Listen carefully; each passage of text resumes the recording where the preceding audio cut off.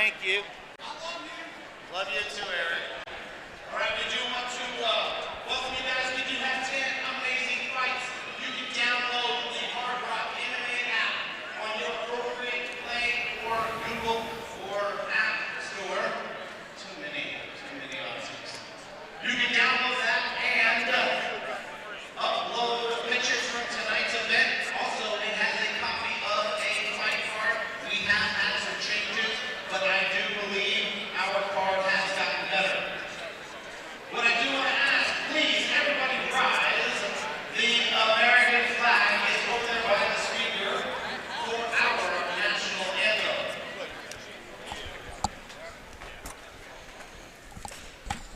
Oh, say, can you see by the dawn's early light what so proudly we hailed at the twilight's last gleam, whose broad stripes in the bright stars through the pale dawn's light, o'er the ramparts we watched, were so gallantly streamed, and rockets rang among bursting gave proof through the night that our flag was still there. Oh, sailors, that star-spangled banner yet wave.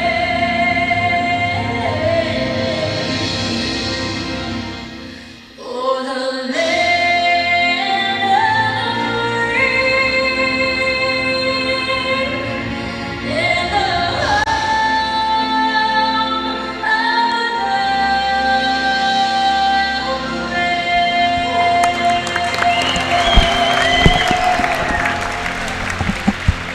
All right, who's ready for the Hardrock MMA action, Lexington? That's where I like it.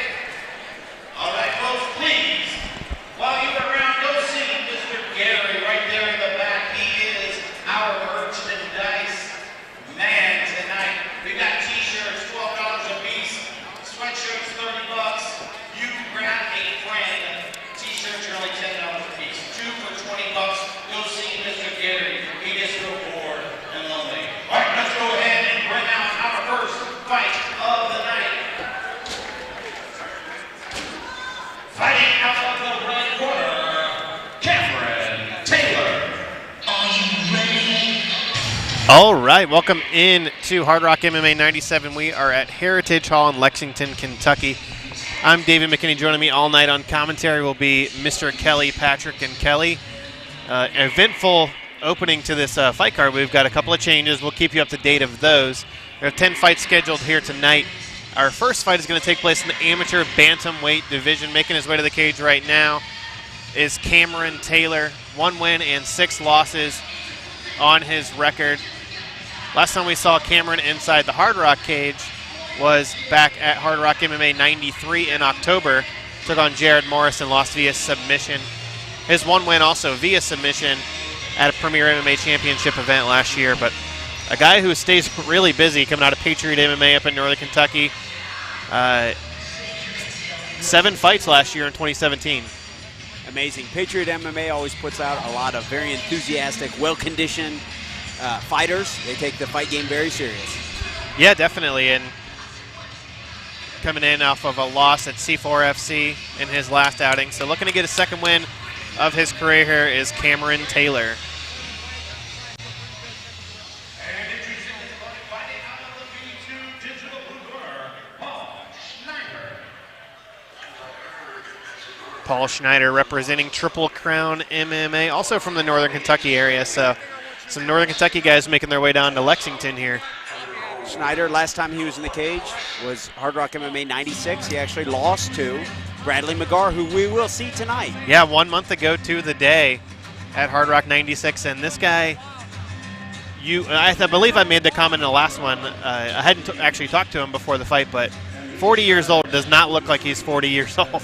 Yeah, and he had what I thought was a very impressive outing last time. Although he did lose to Bradley McGarr, I found his outing to be very impressive. Yeah, I mean, two guys taking on a guy in Bradley McGarr who, taking a big step up tonight. That's a tough test for your first outing. A guy who has a little bit of hype behind him and a lot younger, but trains under Jordan Sullivan up there at Triple Crown MMA up in Northern Kentucky. He's a BJJ purple belt himself, so no slouch on the ground is Paul Schneider. Whatever he does for aging, he does a good job with it. Schneider does a very good job of defying. He may just be getting ready to hit his prime, David. Yeah. Based on his looks. Jason Weinel will have the official introduction here.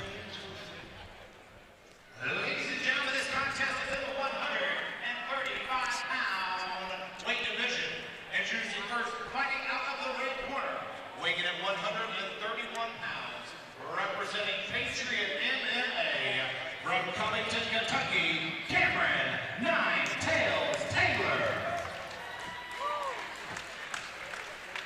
And introducing his opponent, fighting out of the B2 digital blue corner, weighing in at 136 pounds, representing Triple Crown MMA from Verona, Kentucky, pretty boy Paul Schneider.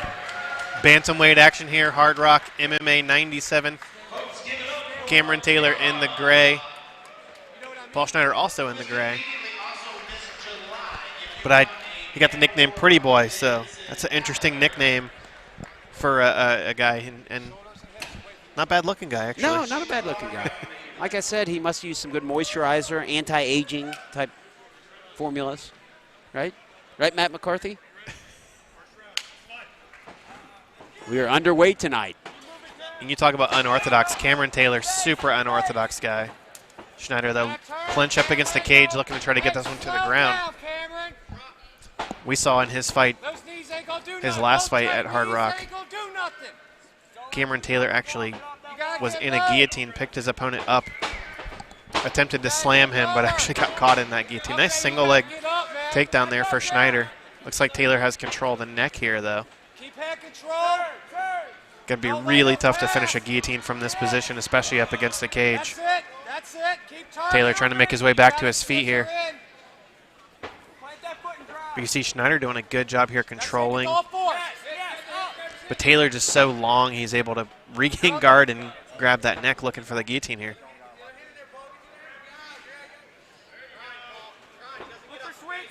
You see the length there of Taylor, 5'9", and the bantamweight division is just crazy.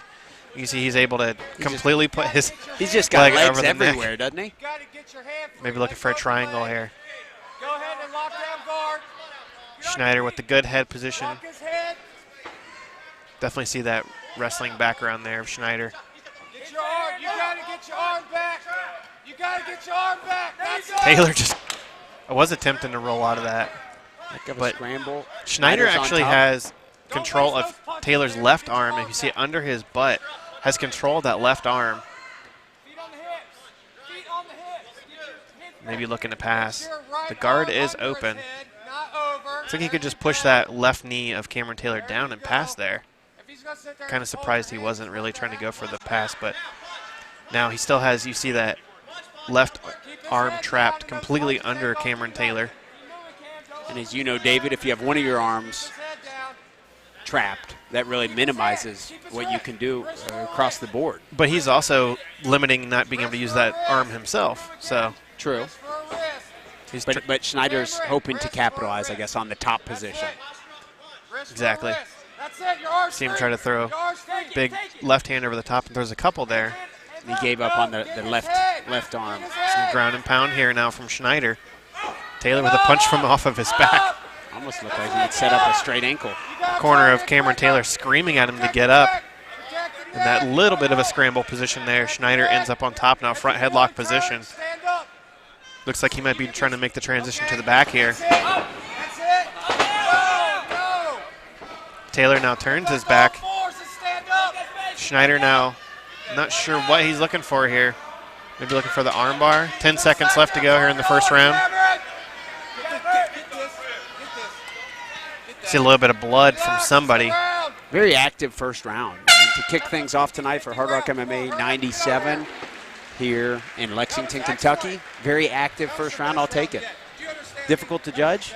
Yeah, Taylor, 7 fights, only been out of the first round twice. So I don't think necessarily that was a hard round. I mean, Schneider looked like he controlled the pace a lot of the round. And okay, and there was some blood. It'll way into the...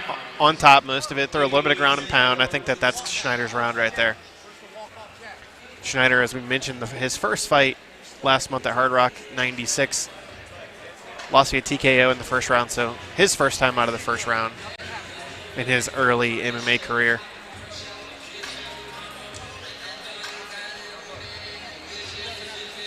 But I think if you're Cameron Taylor's corner, you probably got to tell him you got to stay on your feet this round. Okay. His last fight, I was actually just watching it earlier today. When he fought Jared Morris, he threw a lot of kicks and a lot of punches early in that fight. He has a definitive reach advantage, and you would think he'd want to utilize that strength.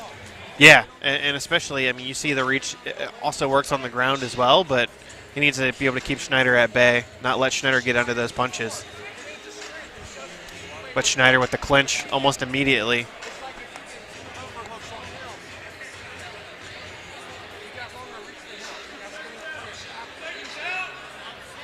See Daryl Ray of Patriot MMA giving his fighter. Always a very animated coach. Very animated. But you know what? As a fighter, I think that's what you want from your coach. Yeah, you never doubt if he's supporting you. You got him in your corner. He always brings enthusiasm. Not sure if that blood might be coming from Schneider, over that right eye. Schneider now looking to strike here, more in the second round. He goes in, looks for the single leg and gets it. And I think that they did say exactly what we said. They were saying stay on your feet. Yeah. Daryl Ray did not sound happy that this went to the ground. And a little bit of an unorthodox takedown there from Schneider. Actually went for the opposite leg. I thought he was going for a single leg, went for the opposite leg, but hey, if it works, it works. Look, for a moment like Cameron Taylor may have been able to possibly take the back of Schneider. Did not move in on that. Now he's in a difficult situation up against the cage. Yeah, and you definitely see the jiu-jitsu skill here of Paul Schneider. He is a purple belt in jiu-jitsu. Now moves into mount.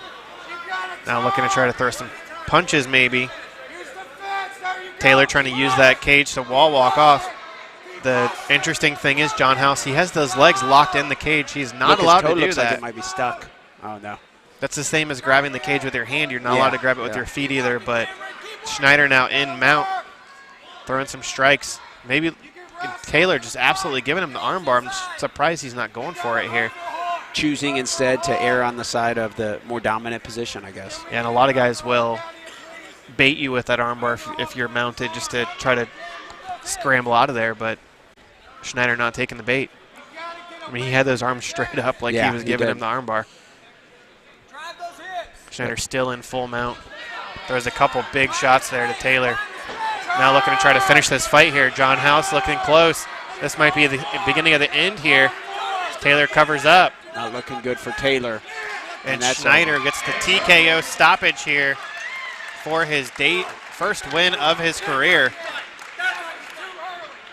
Come on, ref. He's not even bleeding. That's too early, man. That's too early. The corner not happy with the stoppage there. Patriot MMA and Daryl Ray in the corner are not happy with the stoppage. Letting John House hear about it.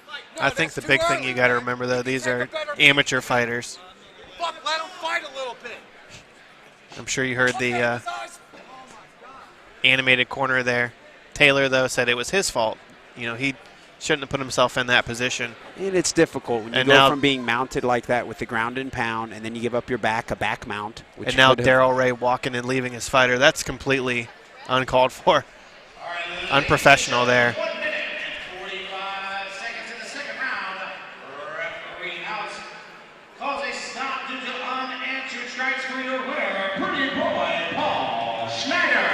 Paul Schneider now 1-1 on his career. TKO win.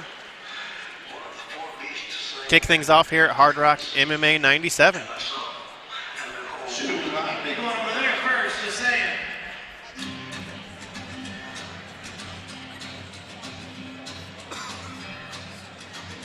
Where does someone like Schneider go from here, David? You know, 40 years old. Yeah, 40 years old. You know, looks like he said he's in the best shape of his life. So I think he wants to probably keep fighting. You know, I'd imagine. He doesn't have a lot of miles. The term would be a lot of miles on his body. Yeah, I don't want to speak for him, but I don't know if he necessarily has any goals or aspirations to try to go to the UFC or anything like that. I think some guys just like doing it because it's fun. Sure, you Fighting in train the for cage. years, maybe you're wrestling in high school, and then you train Brazilian Jiu-Jitsu and some stand-up, and you can turn into a heck of a MMA fighter at the Hardrock MMA level, just as we're seeing from Paul Schneider. Jason Weinall giving a shout out to Mark Slater, of course, the owner of Coliseum Combat, also a B2 digital promotion up in Indiana. Keep telling Mark I got to make it up to one of his shows up in Kokomo. So he's got his next show in April, the week after the next Hard Rock show. Hard Rock MMA 98, going to be April 14th in Bowling Green, Kentucky, and then April 21st in Kokomo will be Coliseum Combat 44. Already starting to put some of the fights together for that fight card. So check it out. And Bobby Emmons is going to be fighting on the card. His 37th retirement fight, I think. So, and I talked to Bobby, and he said that's just a way to get people to buy me beer for my retirement. So, White Trash BJJ. I know he competed up at the Arnold Sports Classic up in Columbus today. Picked up a win and by heel hook. So, shout out to Bobby Emmons.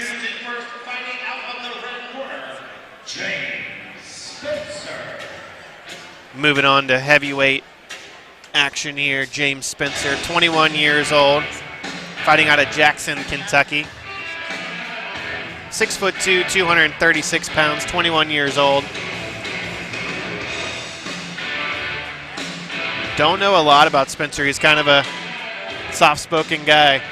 Said he used to train in Beattyville with Joey Turner, but now I think he's kind of off doing his own thing. He just said he always just wanted to fight in a cage and always wanted to try it out. So what better place than to make your debut at a Hard Rock MMA event?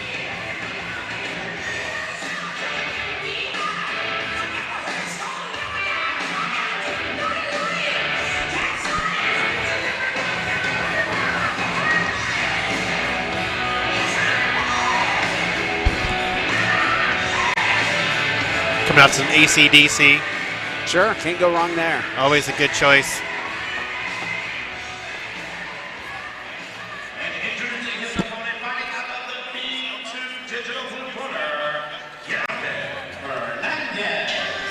And Gavin Hernandez, if you missed his debut back at Hard Rock MMA 93, knockout win in 45 seconds over Jesse Romans. And Jesse is a hard guy to put away. Sure. And Gavin Hernandez absolutely obliterated Jesse. And no disrespect to Jesse, because we'll see him fighting later on tonight. But Gavin Hernandez was impressive in his amateur debut. Actually nominated for Bluegrass MMA Amateur Knockout of the Year in your amateur debut. How about that? Along with those striking abilities that Hernandez obviously possesses, trains with Adam Gomez. You know he's got the ground Killer game. Bees. Georgetown MMA. We'll get to see, you know, maybe we'll see some more parts of his game today than just the spectacular highlight reel head kick we saw from his win over Jesse Romans. Yeah.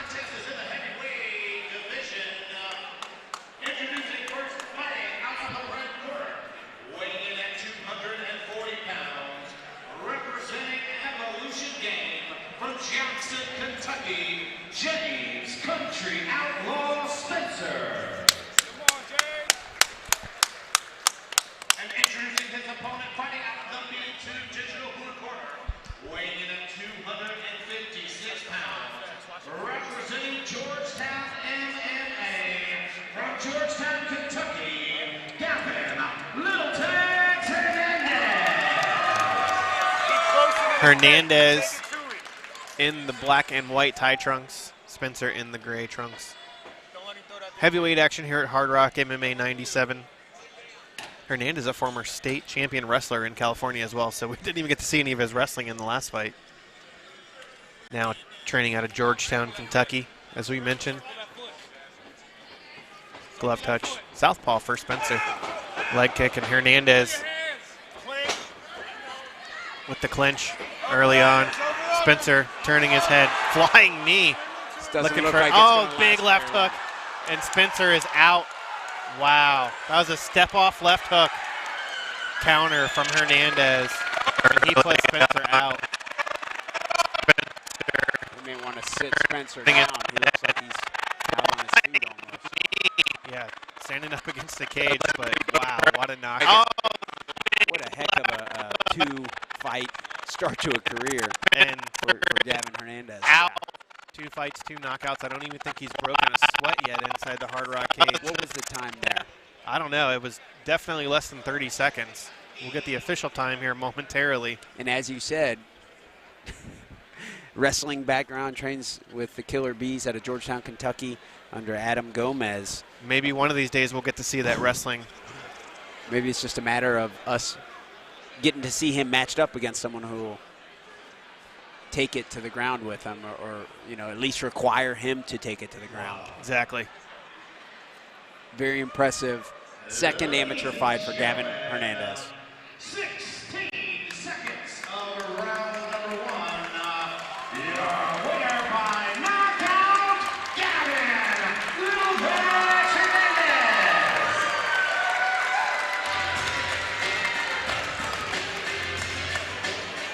16 seconds. So you beat the clock a little bit for Gavin Hernandez. First fight 45 seconds, this fight 16. So Yeah, I he's got assume his next fight will be 5 seconds. Yeah. All business, though, for Gavin Hernandez. What a win. It's always exciting when you do see a heavyweight prospect with that much of a seemingly, at least, high ceiling. Very, very good opponent, Mr. Jesse Romans. I think that was first round as well. So this is Gavin's second fight of his MMA career. Second fight, 2-0. I believe, what was your first fight? How did you win that one? Via head kick knockout. So a head kick knockout, does it with his hands. This young man, is he 19? Oh, he just turned 20. Awesome. He's 20. He'll be heading down to Louisiana to give his talents, taking his talents down to Louisiana. Sounds like South Shore, but it works out pretty good. So, hey, folks, this man has got a beautiful future in the MMA. So give it up for 20-year-old 2-0 Gavin Hernandez. And good luck in Louisiana.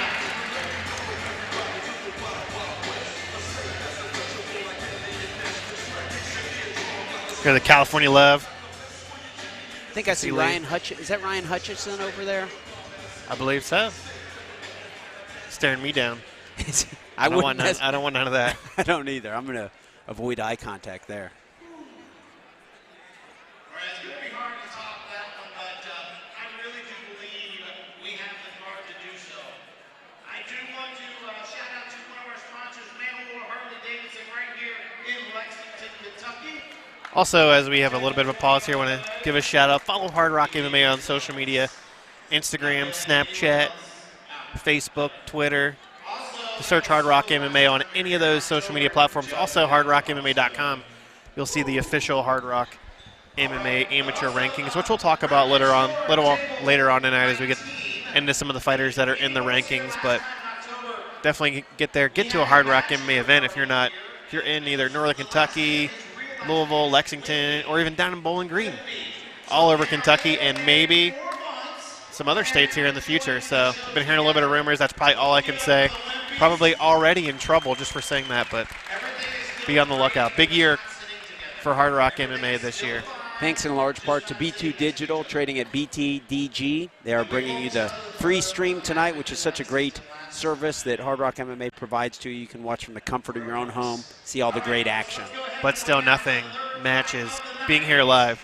Really doesn't.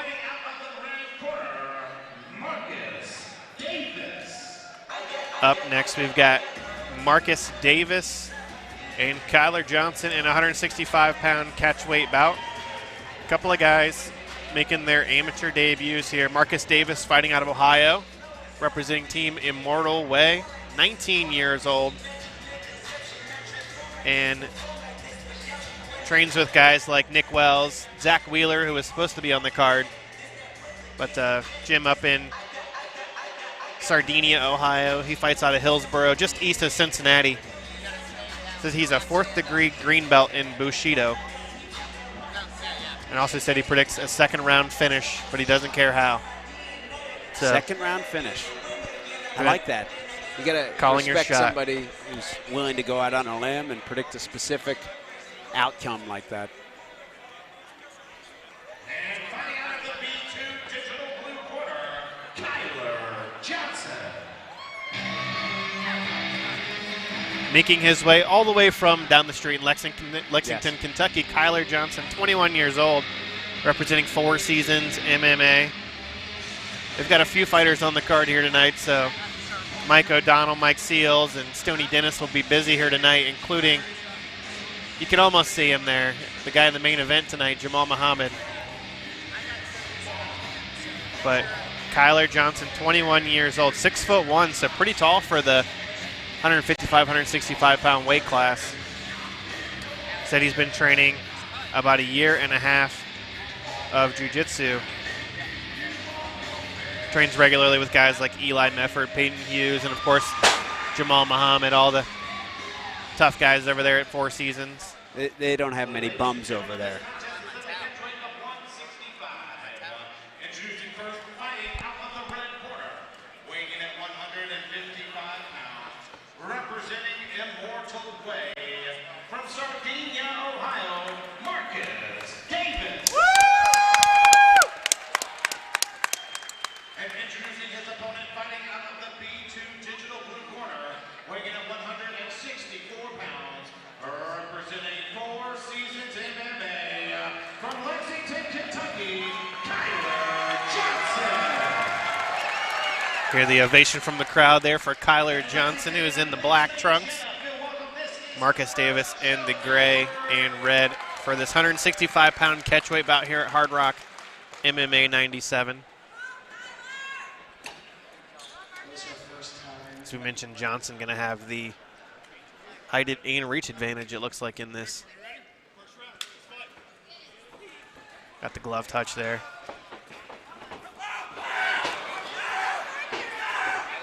Davis looking for the takedown here. Johnson trying to stay on his feet. Has that underhook there that's keeping him up. Up, up. Make that corner. Make that corner. Watch out for the knees. Davis still looking to try to get this takedown, but Johnson doing a good job with this sprawl here. Pace yourself. Johnson drags Davis to the ground there. May have a choke here. There's a knee there. Johnson controlling the fight from the dominant Trying to get that snap down now. south position. Gets to that hip ride and throws some big shots there. It's a hard position to kind of keep in MMA. But now Johnson on top here. Davis regains his guard. Keep him down, man. Pull on his head. Pull his head Johnson down. trying to work in the guard here Keep your arms of in. Davis. Keep your arms over. Overhooks is what you want right now. Overhooks. Keep his head down. Couple shots. And it looks like he's using his length there to be able to actually throw some shots. These might be an attempt to try to get Johnson, or Davis, excuse me, to open up that guard. Over his arm. There you go. Keep him in like that, man. Hill, put your hand on the back. Davis doing a good job, though, of holding Johnson down.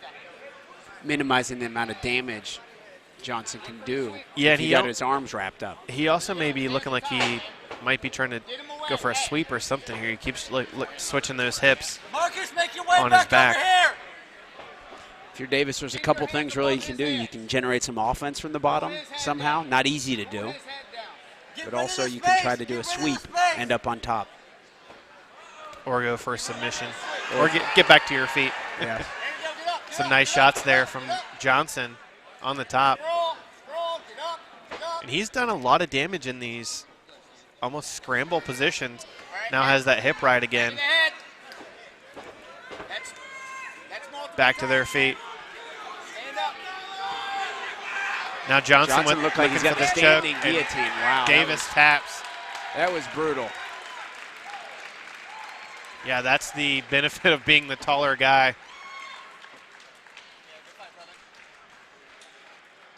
Nice submission win there from Kyler Johnson in his debut. Moving up to 1-0.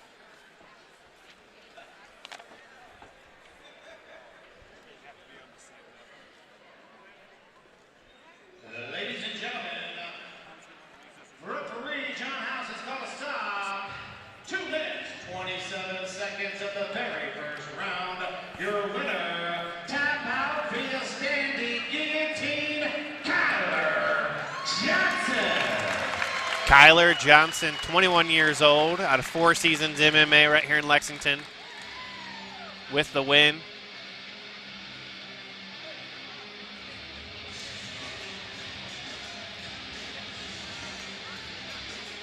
Nice victory for him there in his debut.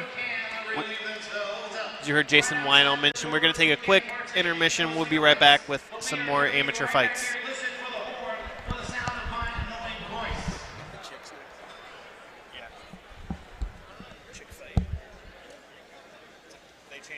Also, our Snapchat filter is live. So Snapchat away tonight. It's live. Be That's sure good. to also tag us Trying on to use some all hip social lingo. media platforms. #Hardrock MMA. Snapchat, make sure to take the picture first. Take the picture first and then apply the filter. She had to show me, sorry. You gotta take the picture first. Oh, nice. You should see Hardrock MMA. Well, you're too fast to get thumbs, girl. You gotta one bigger than the other. Bigger.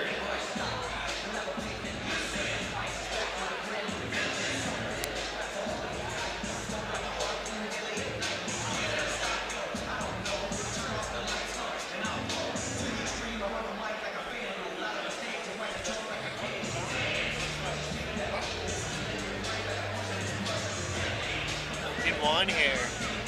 He's a results guy, not going to do results. You need one? Okay, yeah. You're doing double duty? Yeah. Folks, we'll be back in about 10 minutes, but our ring girls, Sasha, Jenna, and Kara will be right back here at the Hardrock MMA. Damn, Bobby, you going with her to get a picture already? You just met her, Bobby. Dang. All right, again, right back here, Hardrock MMA. The ring girls will be there for pictures. Remember, #HardrockMMA.com. Just leave off the .com for hashtag. Come on, Jamie, go get a picture. I know you want one.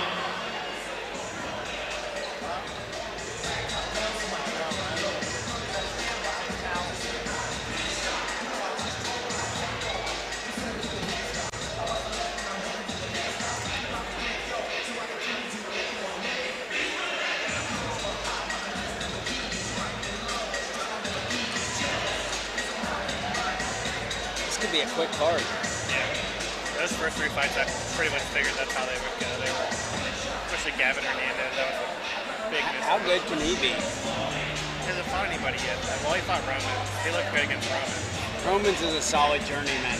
I could He's see him like sticking around for a while. He's a guy that is tough to put away, and seeing Hernandez put him away like that, that was pretty impressive. I wonder how Roman or Hernandez would do against like Jessere Children in a grappling match. Probably get destroyed. Yeah. But I mean, what I mean is, I wonder if he's pretty good. I don't know. I mean, he probably has grappled Jesse Ray because they both. True, they're both killer bees, right? Yeah. Or at least they were. Is Jesse I know Jesse Ray, I think, trains at with Nice Guy too, and with Joe Bays a lot? yeah.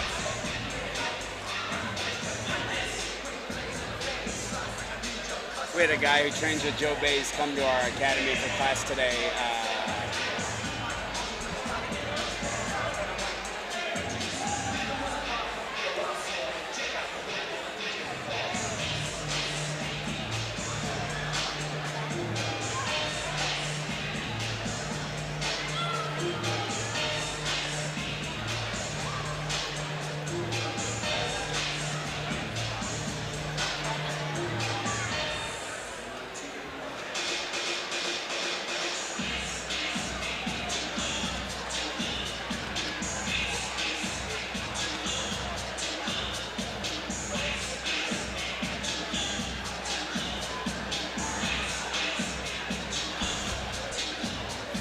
Danny.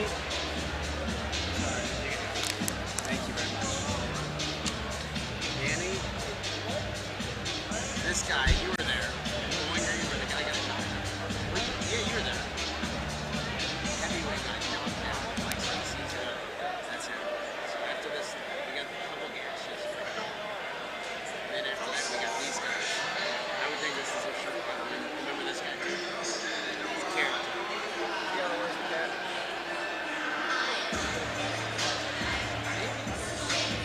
I heard you reference the guy who wears a cat out.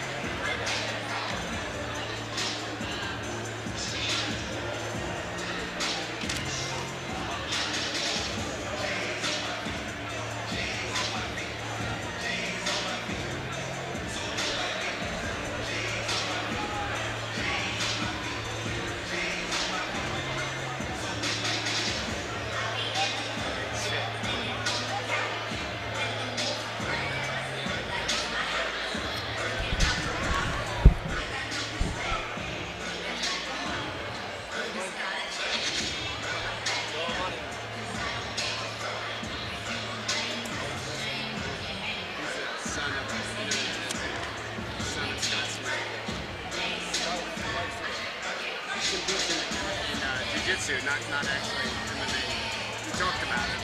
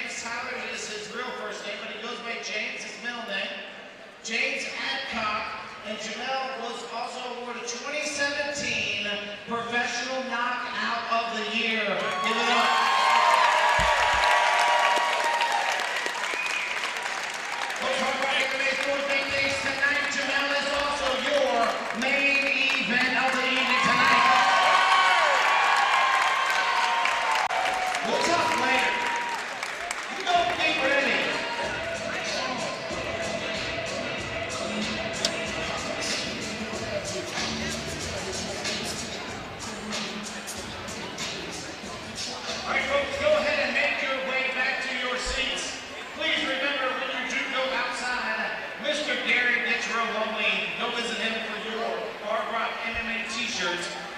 $12 a piece, 2 for $20. So find anyone else interested in a t-shirt.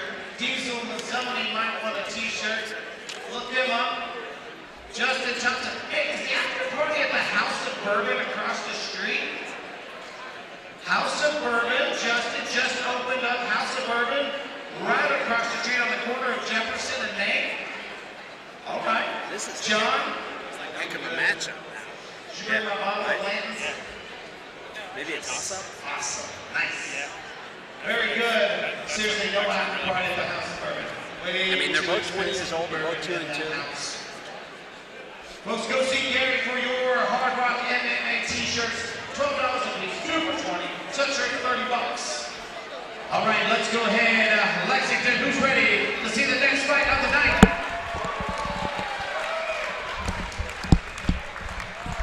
Well, you're in luck. This is a 135-pound female amateur fight.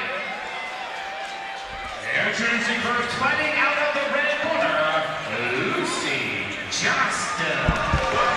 As you just heard Jason Wino mention, Hardrock MMA 97 women's amateur fight here. We've got a bantamweight matchup between Lucy Johnston and Danny Harris, and both of these fighters coming from top-level gyms. Lucy Johnston representing Vision MMA out of Cincinnati, Ohio. 5'5", 30 years old. Said she got into MMA after she kind of got bored doing triathlons and road races and fell in love with boxing, and then started MMA after that. So really interesting. She said she predicts her first-round TKO win here. So big words out of a amateur debut fighter. And then we have Danny Harris, also new to the cage fighting. This is her second fight, 0-1 record out of Louisville, Kentucky, Area 502 MMA under black belt Phil Perkins. So it should be a good matchup. Always fun to watch the female fights on the card. They more often than not steal the show. They do.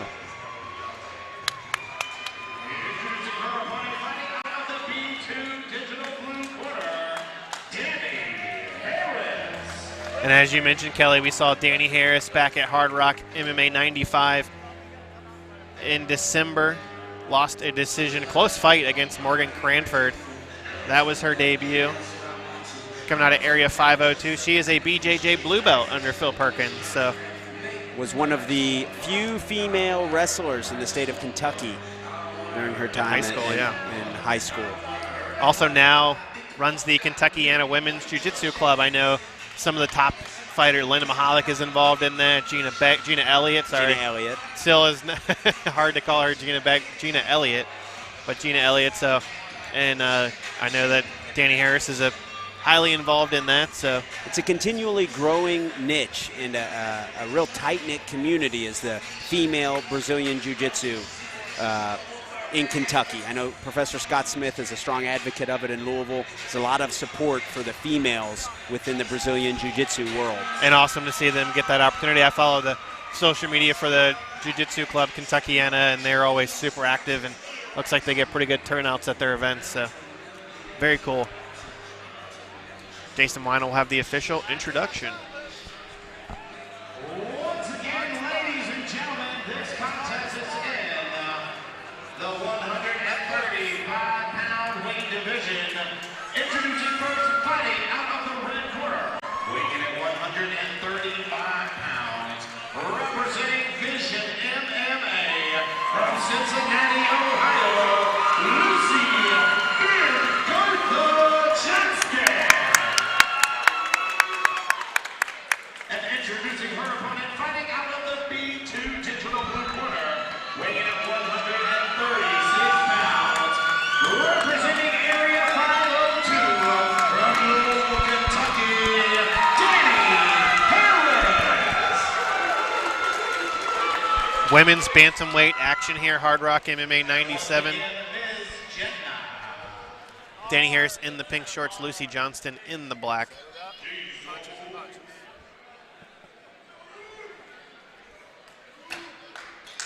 Cage door shut, ready to go. These can go quick. Rob Mooney now in the cage for this one, refereeing. Johnston trying to throw some strikes here early on as Harris with the clinch trying to get this fight to the ground. We saw her continuously try to do that against Morgan Cranford. Despite losing in her first fight, Danny Harris did a good job of managing the distance and controlling the pace of the fight. And it appears she's doing the same, minimizing the distance, getting in close, trying to get the fight to the ground. Looking for, it looks like somebody already has some blood, maybe blood out of the nose here of Danny Harris. I see it dripping on that left thigh of Lucy Johnston. Looks like a lot of blood now. Could be Danny's nose.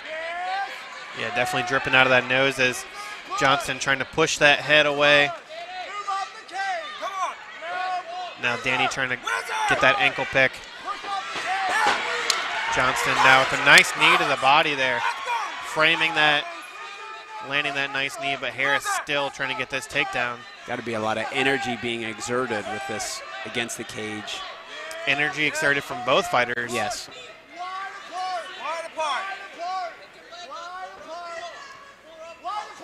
Johnston doing a good job here, staying on her feet, using that whizzer. But it looks like Harris now going to try to finish that single leg. To finish this, she needs to get her head up. Halfway through the first round. Almost sort of hike that leg between her leg and do what they call run the pipe. Hard to do up against the cage, though. That's why you see a lot of times fighters against the cage won't look for a single leg. Double leg or even a high crotch takedown, a lot easier to finish up against the cage. Now has those arms clasped. She needs to get her hips below the hips of Johnston, which she hasn't been able to do yet. Push the head. Push the head. Wide legs. Wide legs. Danny's corner, Phil Perkins with the instructions.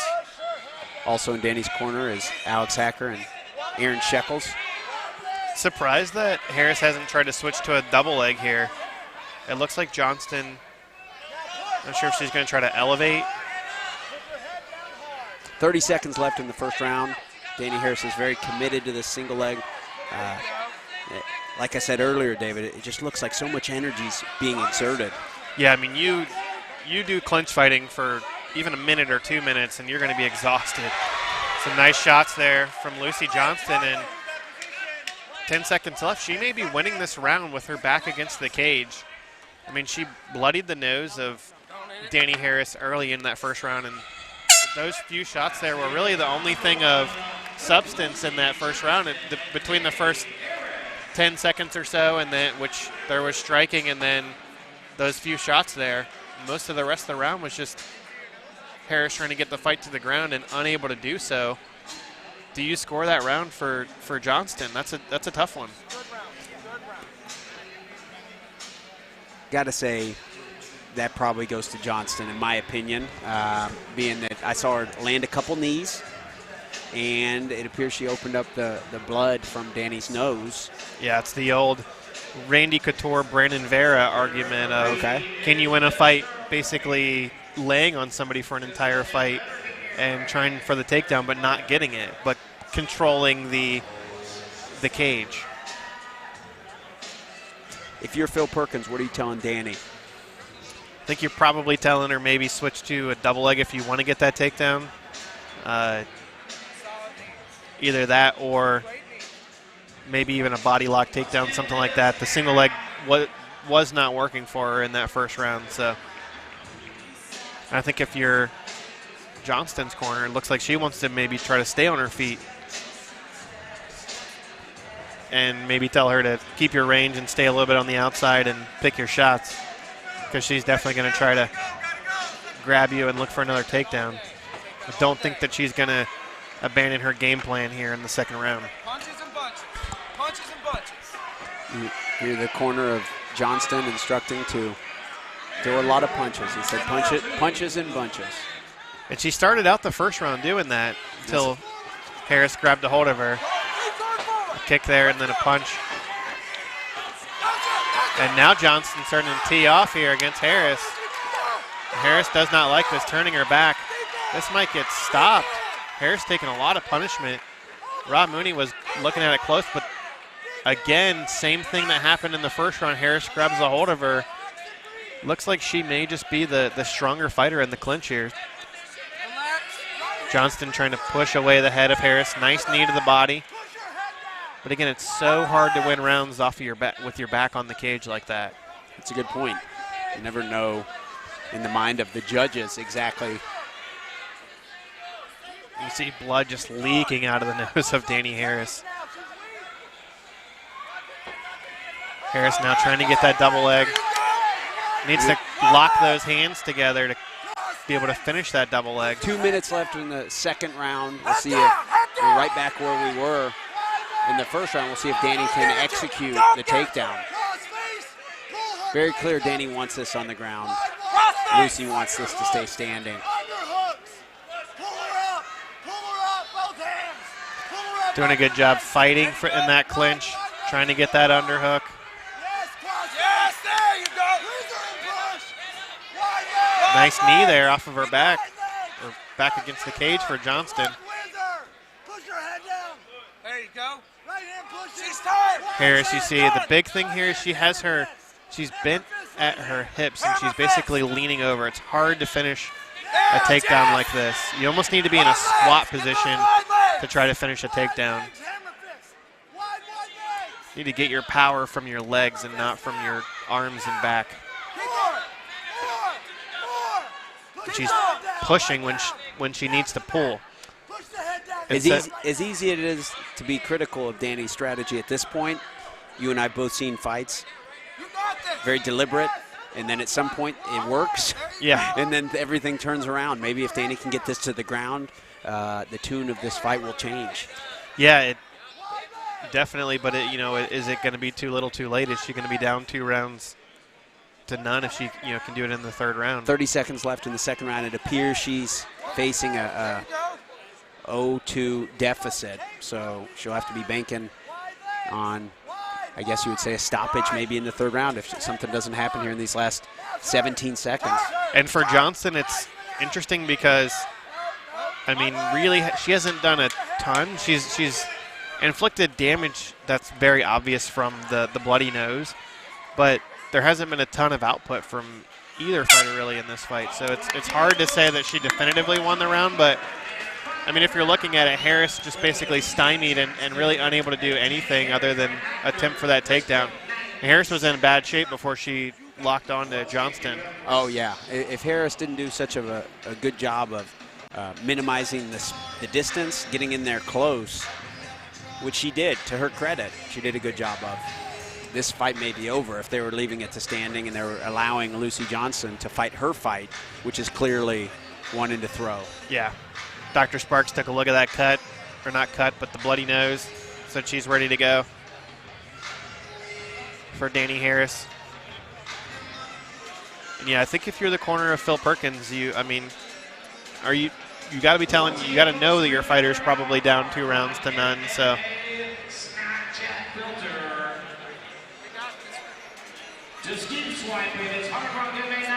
And I think if you're Jeremy Pender, you say, hey, let those hands go. If you can win the fight by letting your hands go for the first 30 seconds and then she's just going to lay on you or attempt for this takedown, stay on your feet, land some shots, and let's get out of here with a win.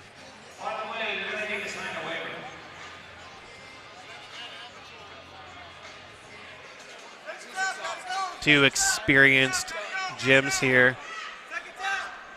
2 of the top gyms in the area.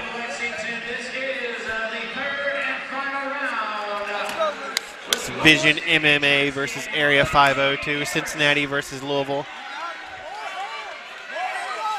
I know where you stand on that side of the argument. Yeah, I'm certainly a Louisville guy. You would be the Cincinnati representation. Johnston. Danny's down. Oh, this fight's going to be stopped. And Harris took a little bit too much punishment. Nice job there. Johnston predicted the TKO win, gets it in the third round as opposed to the first round. Now it's just a matter of did Danny take some damage to an eye maybe? Yeah, she definitely looked like she was holding her eye or something when she when she went down. It's going to be a win for Lucy Johnston here.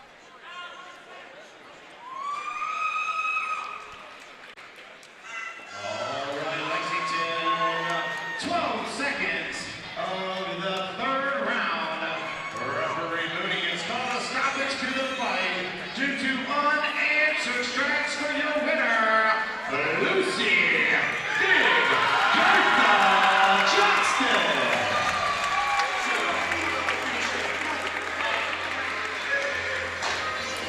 Lucy Johnston, Vision MMA. 1-0 now. And for the time of that fight where she was striking, she looked impressive for a debut fighter. And that's the benefit of training with a top-level gym. They're not going to put you in there unless you're ready. Back to the gym, get to work on a couple specific areas that I'm sure they will have her work on, and who knows, this could be the beginning to a very successful career for Lucy Johnston. Impressive debut there. She seemed to figure it out in the third round, where she was able to keep some distance and to connect on those strikes that obviously ended the fight. 12-second knockout. We've seen a standing guillotine. We've seen stoppages. Who's having fun so far, Lexington? Jason Wino playing to the crowd. All right, let's go ahead and bring out our next fight of tonight. Introducing first, fighting out of the red corner, Jonathan Fugate. Heavyweight action here, Hard Rock MMA 97, and want to say if you are enjoying this free stream, whether you're watching on BluegrassMMA.com, YouTube, Facebook, wherever you're watching, special thanks to B2 Digital for providing the live free stream here of Hard Rock MMA 97. As we mentioned, heavyweight action, Jonathan Fugate representing Hayes MMA out of Madisonville, Kentucky, 0-1, and when we saw him, his debut was a quick loss, unfortunate 6-second knockout at the hands of Justin Burgun at Hard Rock 87 last March. So about a year out of the cage and year older, year wiser for Fugate, coming in and giving another run. Troy Hayes is his coach. Fugate stands 6'3", 37 years old. Never too late to start fighting. Said he started MMA really just to get in shape and then decided to take a fight. So coming out to let the bodies hit the floor. Predicted a second-round knockout win. So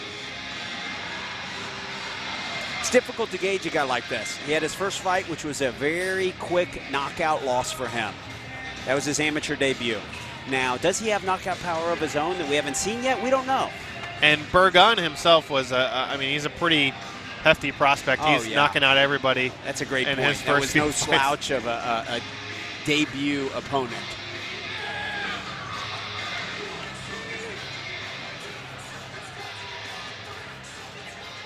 And introducing his opponent, fighting out of the B2 Digital Blue corner, Jesse Romans making his way to the cage here, representing Triple Crown MMA with Jordan Sullivan up in Northern Kentucky. And it's a guy it's hard not to like and become him. He becomes a fan favorite because he shows up and you know he's going to be a tough guy, tough out. We saw him in one of the many fights of the night last month at Hard Rock 96. Came up short against Ashley Hunt. He's always got a nice little strut to him, even if he's on a 2-fight losing streak. 4 of his 6 fights thus far have been for Hard Rock. He's becoming a staple of the Hard Rock promotion at the heavyweight division in the amateur level. I mean, this guy brings energy. I've said it before. He's always got a smile on his face, even if he's taking a selfie in the emergency room after he lost via knockout. Yeah, he took a lot of punishment, and I'm honestly surprised to see him back just a month later here. Ashley Hunt, that fight was a Bloody. Yeah. But back nevertheless. 2 and 4, ranked number 15 heavyweight in Kentucky by Tapology, and also number 8 in the Hard Rock MMA heavyweight ranking. So 24-year-old Jesse Romans versus the, as we said, 37-year-old Jonathan Fugate. Jason Weinel with the official introductions.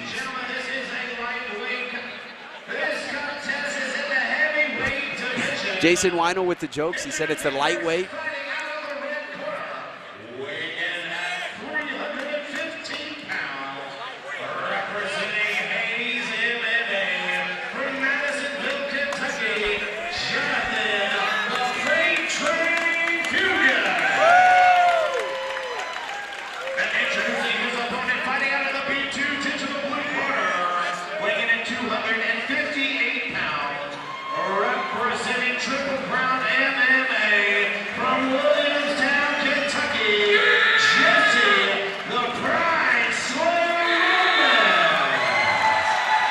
Heavyweight action here at Hard Rock MMA 97. Jonathan Fugate in the white and black. Jesse Romans in the black and orange. Rob Mooney going to be the referee for this one. Don't blink. These heavyweight amateur bouts don't always make it out of the first round. Yeah, and Romans looks to be in probably the best shape that we've seen him. So much so that I've even heard rumblings maybe he'll move down a weight class. 205. Big shot there lands. Rob Mooney, to Rob Mooney's credit, he's letting the fight. Yes, big connection there. And I did make the mistake of blinking and missed that. Yeah, did you? Look down at my notes there. Fugate surviving the big strikes early, and as I said, I think it was a good call from Rob Mooney to allow the fight to go on. Certainly. Romans now in half guard, looking to try to rain down some punishment against Fugate. Fugate's corner instructing him to ride the storm. Does a good job pushing off the cage, almost with the sweep, but now Romans in side control. Romans has been doing a lot of Brazilian Jiu-Jitsu training and transitioning to the side control there. That's the benefit of training with a good gym like Jordan Sullivan, Triple Crown MMA.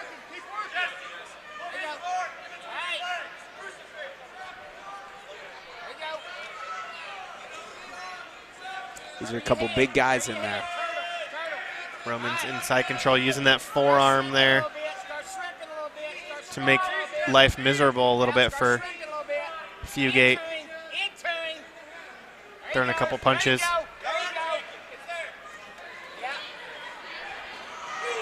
Big wind up there from Romans.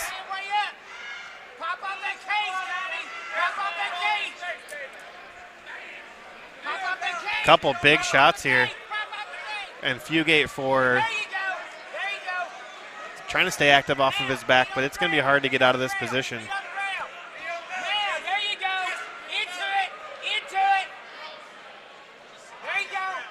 Surprised Romans hasn't tried to move to full mount just yet, but he's doing a lot of damage here from this position. Another right hand there. A couple times Fugate has used his legs to anticipate when Romans is trying to transition into the mount. That shows me a little bit of savviness. Look there, we see Fugate with the regaining half guard. So Fugate appears to have been working hard over the last year. Trying to get off of his back. Throwing a couple kicks there off of heel shots, strikes there from Fugate. Romans with another big shot though that landed.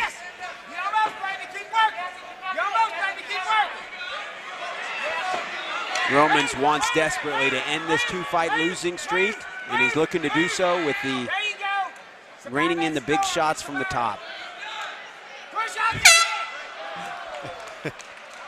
And I'm not sure.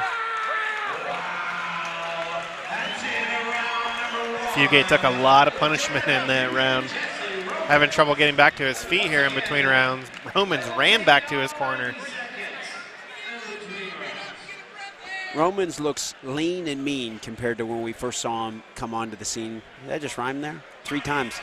Compared to when we first saw him come onto the scene about a year ago. Yeah, he's definitely been active in the gym, weighing in, I think it was 225 pounds, so pretty big guy. I mean, 6'2".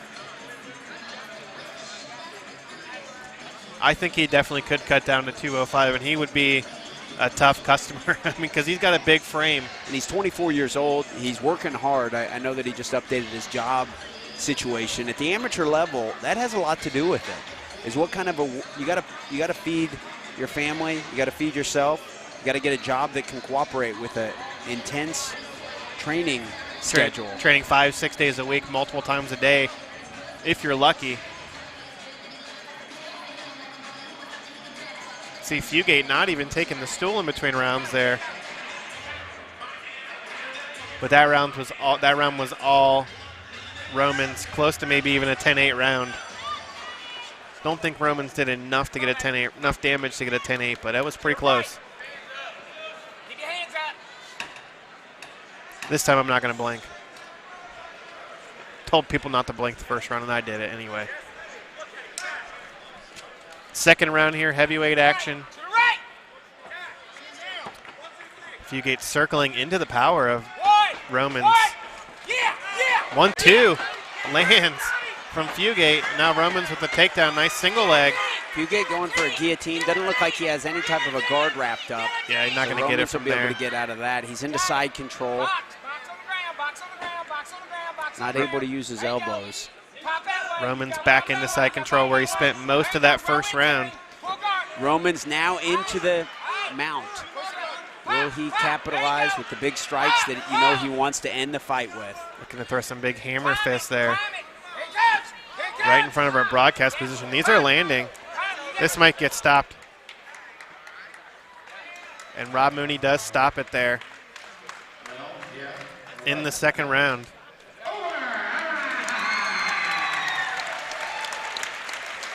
Good performance there from Jesse Romans, moving up Jesse to 3 and Romans 4. instructing the crowd to give a round of applause for his opponent.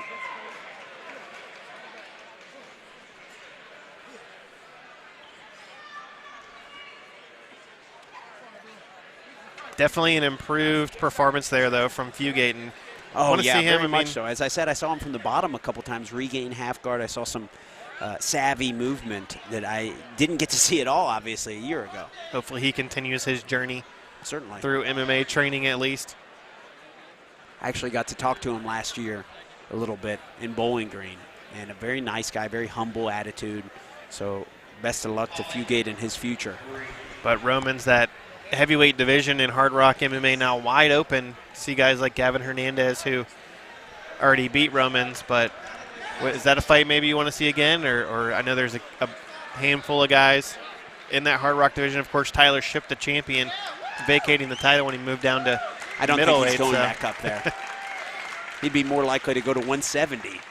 Yeah, I think that's eventually where we might see Shipp eventually end up. But Romans now 3 and 4 on his career. Ladies and gentlemen, 56 seconds of your second round. Your winner by knockout, Jesse Roman. Jesse Romans with the win here.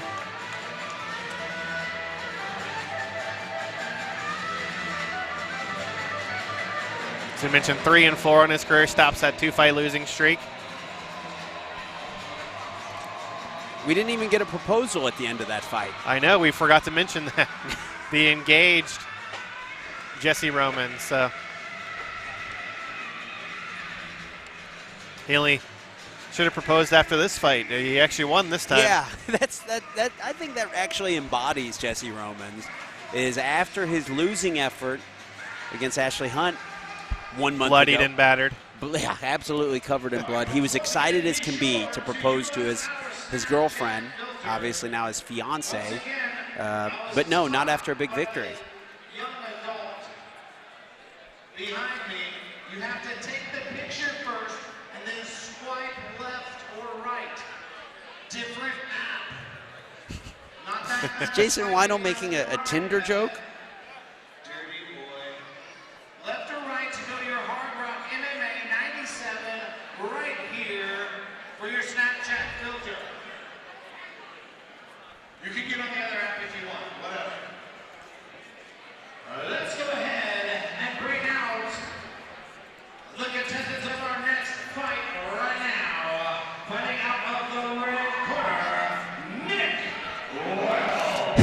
And we talked about a little bit of a shake-up to the fight card. This is local MMA for you. Brandon Hardrock Higdon never stops matchmaking, and this fight came together today. Wells and Eli Mefford, who he's fighting, that both of their opponents fell off, and then Hardrock just said, hey, do you want to fight each other? And they said, yeah, and makes now me we have a wonder fight. if given a couple or a few weeks even or a month to make this type of decision, if this fight would have necessarily made sense for either of these guys. They're both 20 years old. They're both 2-2. They both fight for Hardrock all their fights. One of them's obviously going to lead with a sub 500 record. One's going to have a winning record after today. Well, I think the reason why it does make 100% sense is they're both amateurs. They're both still young. Wells actually the lightweight, and Mefford going to come up in weight from featherweight to fight Wells in this one.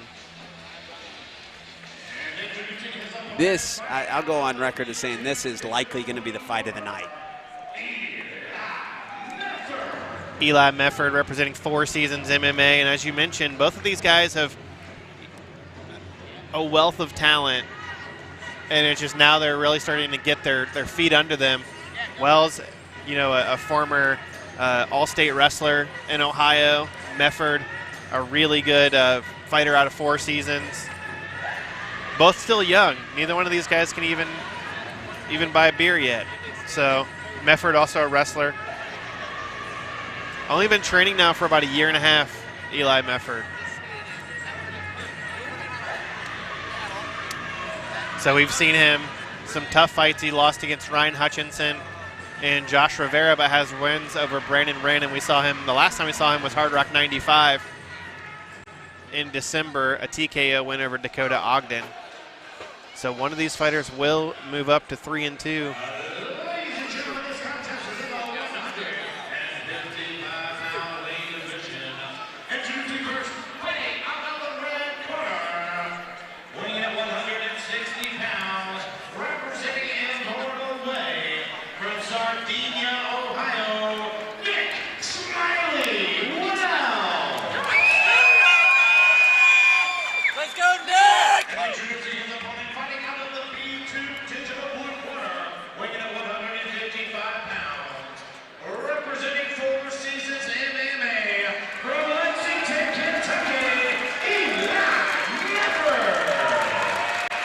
Lightweight action here at Hardrock MMA 95. Nick Wells in the black and red. Eli Mefford in the black and white.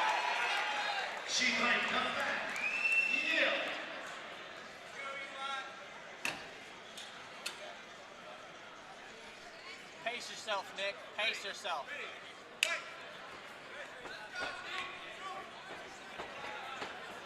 You can see the size difference here. Both about the same height, but Wells definitely a bigger frame than Mefford. Mefford probably could fight at 135. Nice knee there. Calm down, Nick. Calm down. Wells appeared to connect with the left pretty good there, and you can see Got that front left hand down. A lot of bouncing around from both of these guys early on. Looping left on the forehead from Wells. Both guys trying to counter. Watch that push kick. Spinning wheel kick attempt there from Mefford. Wasn't expecting that. See, I think both of these guys with that wrestling background both want to probably get the fight to the ground, but it's who tries to shoot first? Who wants to end up on top? That's the question. For what I've seen of Wells is he's actually pretty comfortable too on just throwing. He's an athletic, energetic guy, right? Yeah, and maybe a little bit of, I don't want to say hesitation, but feeling out process because Sure. this fight did come together. You had no idea earlier this fight today, was going to so. happen until a few hours ago, if that. Both guys actually looking to counter. See Wells with that, trying to counter left hook. Lands a right hand off of that combination. It's a great point. Neither of these guys knew this. They didn't wake up today knowing this fight was going to happen. That's wild. Mix it up and kick. Nice leg kick there from Wells. Push kick there. Front kick from Mefford. Just comes up short. These guys both have so much energy. I think that the cardio is not a question with the two. Oh, right hand Mefford. on the chin. Nick, watch the kick. Circle. circle, Nick. Wells now with a flurry. Now here's the clinch. Under a minute to go here in the first round. Wells Knee to the with body off the cage. The knee. Pinch his elbows, pinch. Work it, circle. See that whizzer on the left arm of Mefford from Nick Wells. Going to use that to stay on his feet.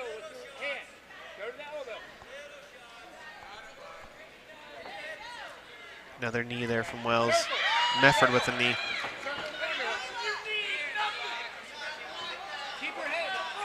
Mefford almost looks like he might be trying to take the back, but Wells does a good job turning off the cage. Mefford trying to pull guard here, maybe. Looked like he was trying to almost climb the body of Nick Wells. 10 seconds here to go in round number 1. Flurry to the body from Wells.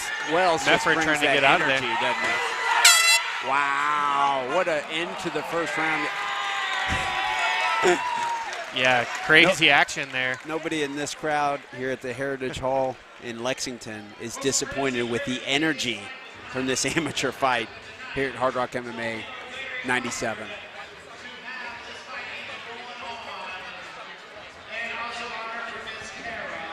Good action in the first round. You see the replay there. There was that right hand from Mefford that landed.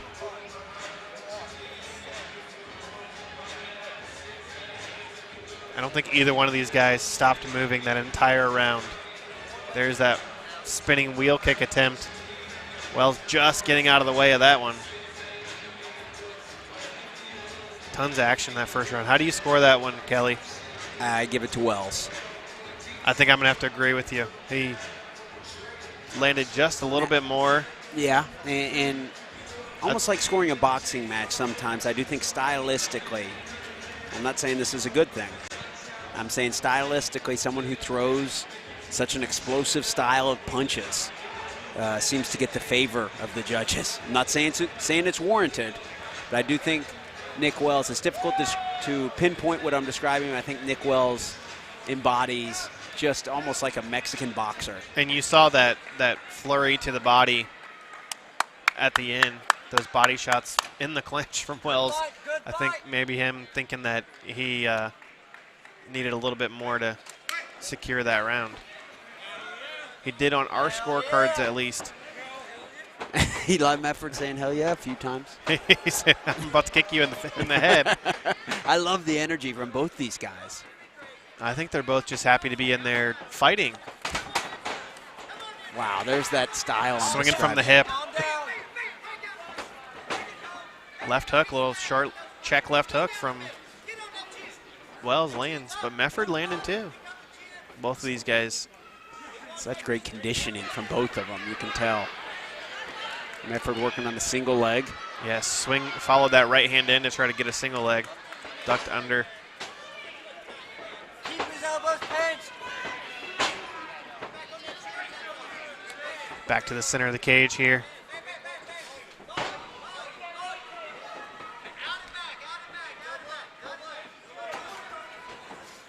Both of these guys just standing in the pocket and trading.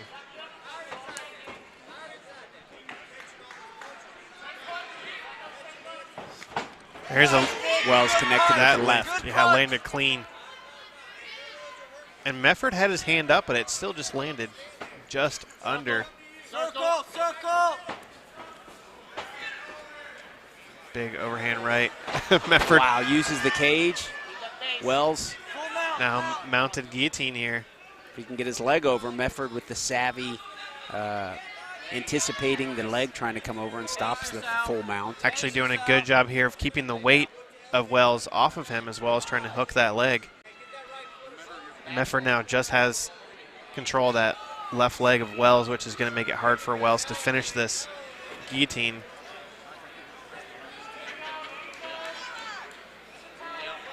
Really tough submission to finish, but if you get the torque on it, the guy taps almost immediately. Nice sweep there from Eli Mefford.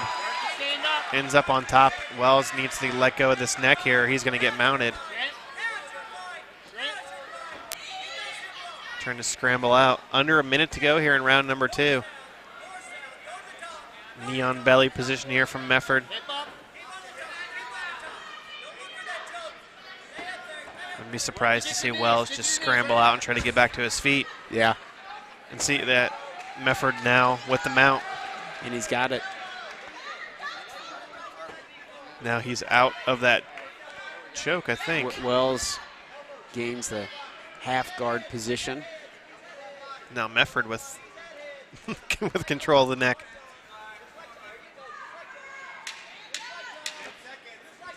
Not many glaring weaknesses to either of these guys' games, despite them only being 20 years old each. Yeah, he looks like he's, yeah, he had that actually a lot tighter there at the end of the round than I thought, Mefford, but unable to finish that.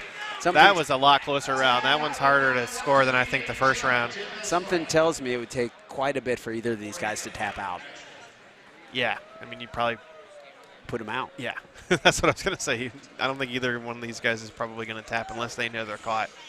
What a matchmaker's dream is Brandon Hardrock Higdon, day of, puts together, says, hey, we've got two 20-year-olds, both 2-2, both explosive, fan favorite type fighters. Let's put them together. Their previous bouts fell apart, and this is what we have. And both of these guys, when you take a look at their record, neither guy has thus far in their career been afraid to fight anybody. And that's, you know, sometimes as an amateur, it can, if you worry about your record as an amateur, it can kind of hurt you. But if you don't worry, I mean, as you shouldn't worry about your record as an amateur, it definitely can help fighting the toughest possible competition that you can. There's been plenty of fighters that had an even record or just barely above as an amateur, but they're tested and they go pro. And even look at Ruben Moore as a pro. Yeah. He hits his stride late, and he's on this big winning streak, you know. What matters, I guess, is when you're 20 years old that you keep in the game, keep progressing. And take any opportunity. I mean, both of these guys could have had the opportunity to sit in the crowd and watch tonight, but they decide, no, I want to fight. I want to get another opportunity. Both these guys are happy as can be to be in there inside a cage fighting each other. I love it. Hugging. What a great show of sportsmanship from Wells and Mefford. That leg of Wells is just sitting out there waiting for Mefford to kick. There, I think he heard me. Now they're talking to each other. Wells is laughing. I think we gave the first round to Wells. Second round, a little more difficult to judge. This very well may be the deciding round. I think Wells might have just snuck out that round, that second round too, with the guillotine attempt.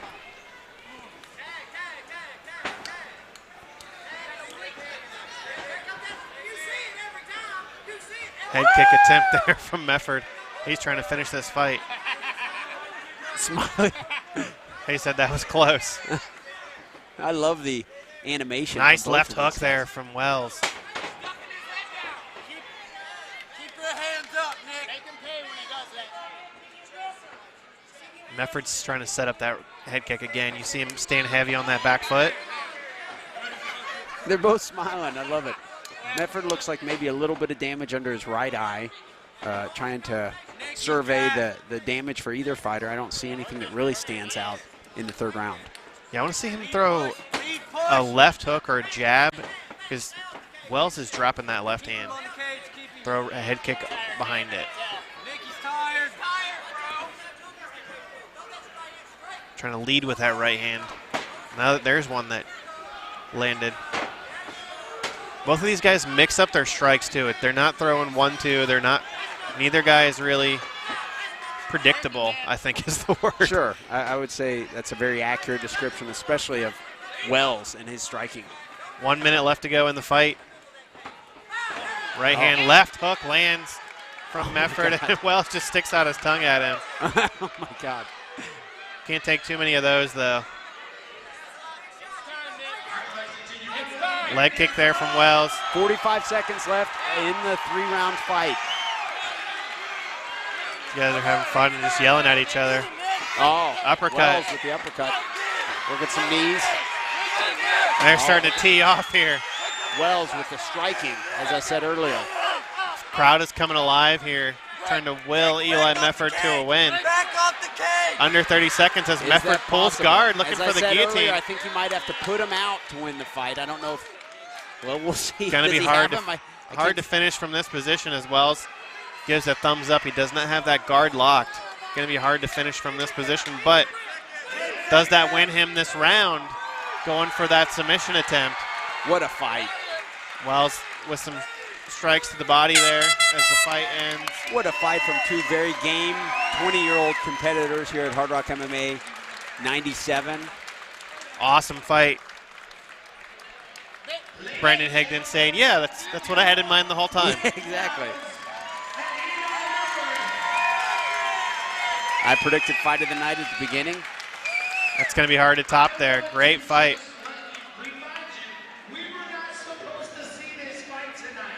Each one of their opponents was scratched from the card, and they wanted to fight so bad, they begged to fight each other. That is what we get. Both of those guys, I think, are the definition of fighter. And I think the sport is in good hands when you see 20-year-olds like that. When you see 20-year-olds like that making that sort of impression and just going out there and wanting to fight. Who do you got here? Who do you I'll put it on you. I'll be the first to ask. Tough. I think that Wells definitely won the first round, maybe eked out that second round, and Mefford won the third round. So I think 29-28 Nick Wells, but don't quote me on it. I'm not the judge. See what the judges say. Taking Todd Neal a little while to add this up. He's got his calculator out over there. He's got Alex Hacker, though, helping him. Count on both hands, toes. I always say the longer that it takes for the decision to be read, the more likely that it is to be a split decision. So.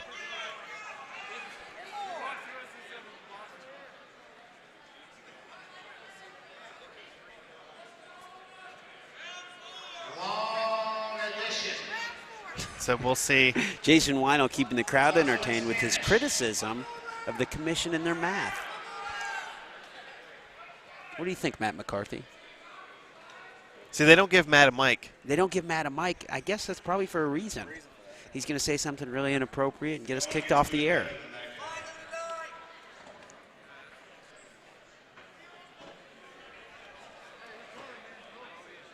Jason Weinel now with the official result. After 3 rounds, we go to the judges' scorecards. Judge Burks scores the bout 29-28. Red Wells. Judge House scores the bout 29-28. Blue Mefford. Judge Evans scores the bout 29-28. For your winner by split decision, the red corner, Nick Wells.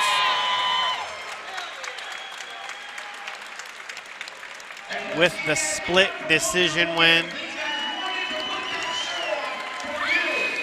Moving up to 3-2, 3 straight wins for Smiley. Got off to a rough start in his career, 0-2, but now 3-2. Makes it look easy. You just keep smiling and kicking ass, right? Now, I like that he has the nickname Smiley because when he's on the fight card, it always makes me smile.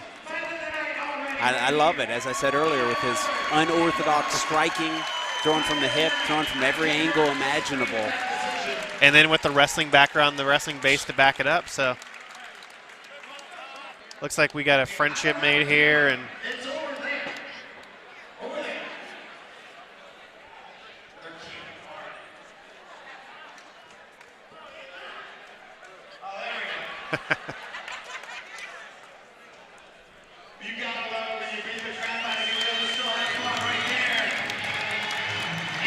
great fight there from Nick Wells and Eli Mefford.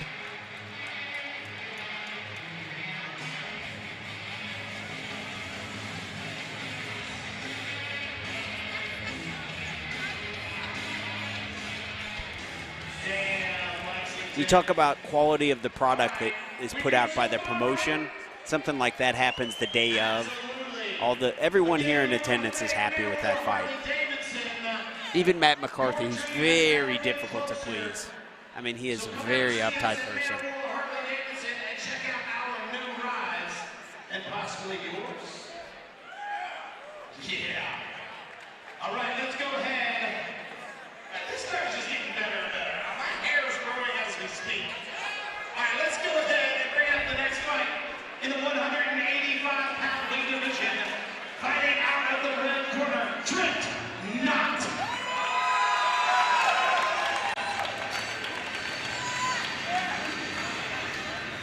Trent Knott, coming out of 4 Seasons MMA, right here in Lexington, Kentucky, makes his amateur debut. And before the event, this was one that I had circled on my fight card as a potential fight of the night. Knott, heard a lot of good things from him out of 4 Seasons. He's a Tun Sun Do black belt and has competed in full contact karate for most of his life. Really tall guy for middleweight, 6'3" at 185 pounds. 30 years old, making his amateur debut. Said he predicts the second round TKO win.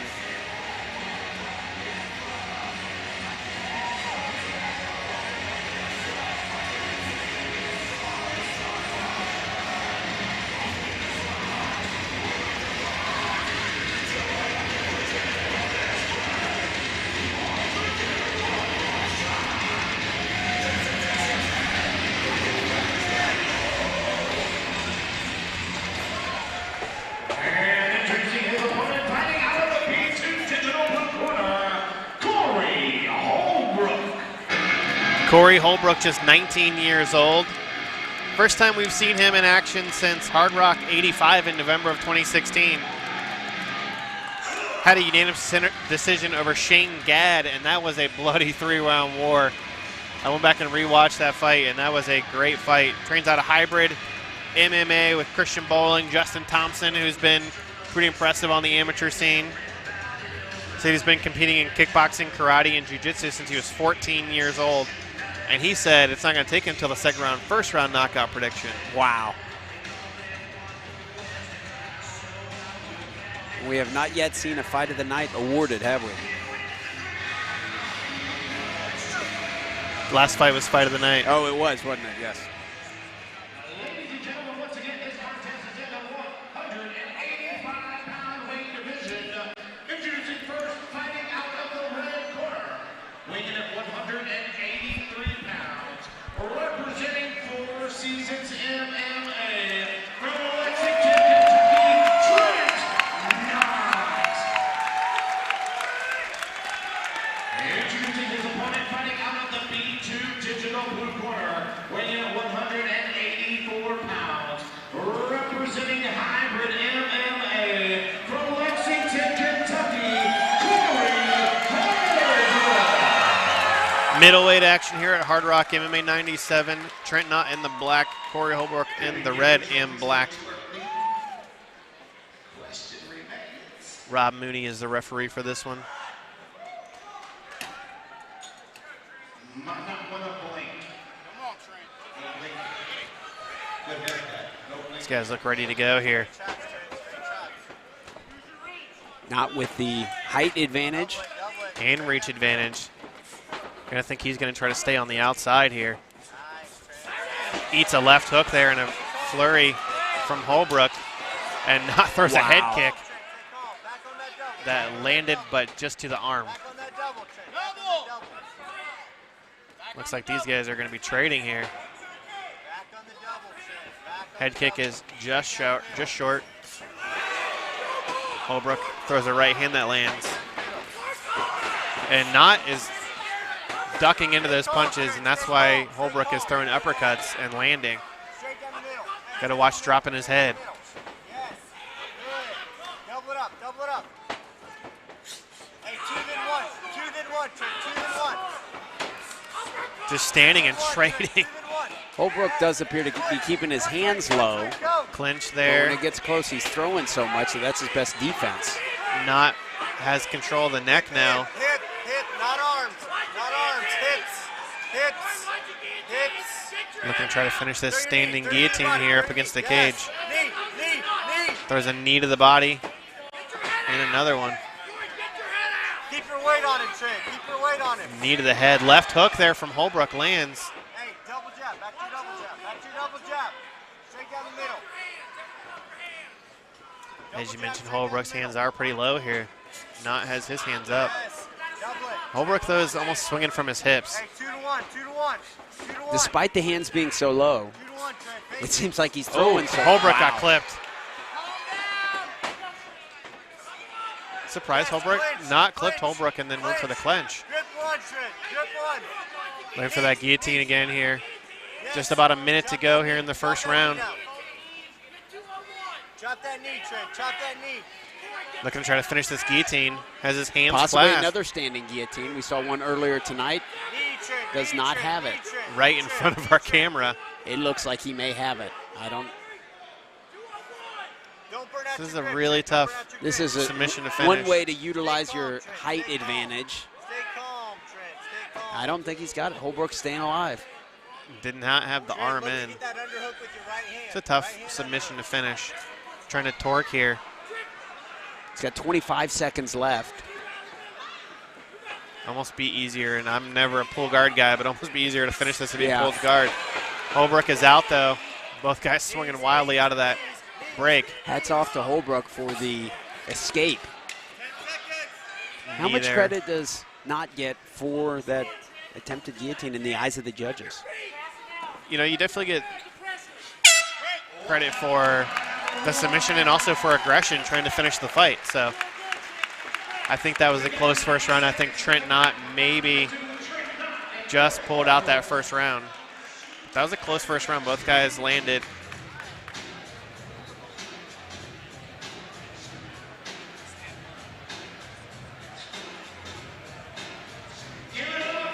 The judges in our last bout, that was the first time they were needed all night, so see if they start getting their money's worth. I'm always a fan when the fighters finish the fight, not the judges don't have to decide.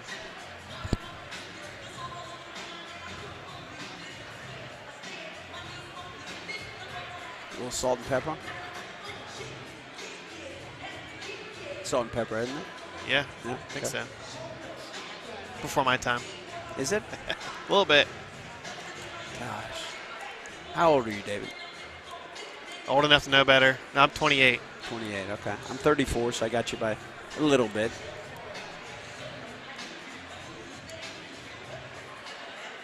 I think if you're the corner of both of these guys, and I think if you're Holbrook's corner, you probably say, hey, don't get caught in that guillotine. He almost had it twice, so keep your head out of there. But really, I don't think either guy did anything really all that bad in that first round.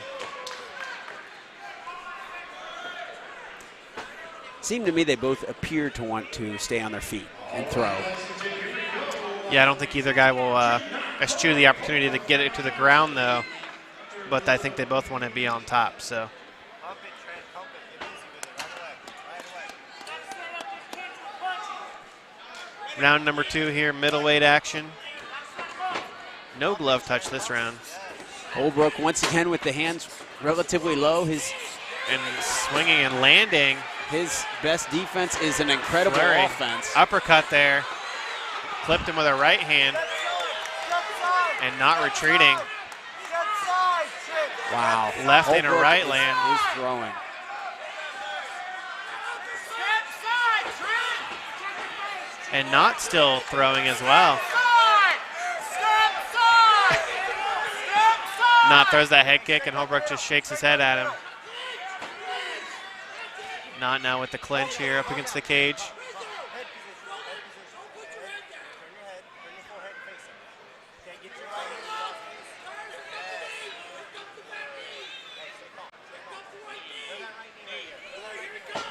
face.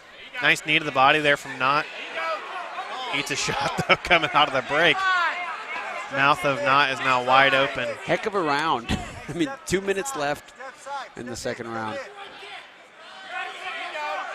Knott likes to throw those kicks, but he's got to throw something to set it up. You hear the corner. Harry Hunsucker actually in the corner here of Knott. Knee to the body there from Holbrook. Knott with the clench. Here's where you expect the knees to come. You can hear people in the crowd yelling for the knees.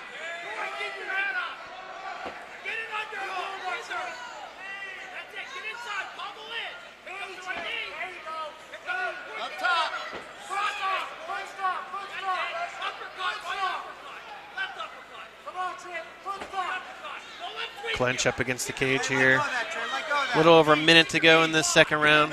Knott's corner instructing him to let go of the leg and to continue to work the knees to the midsection of Holbrook.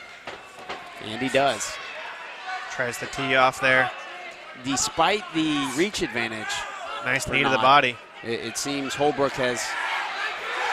Holbrook now with the guillotine attempt.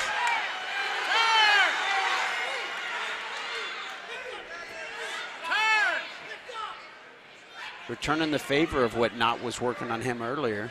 Saying, I'll go for a drags him to the ground here. Standing guillotine, maybe a mounted guillotine if he can get the leg over. Knott appears to have the half guard secured. Roll him. Roll, Trent. Roll.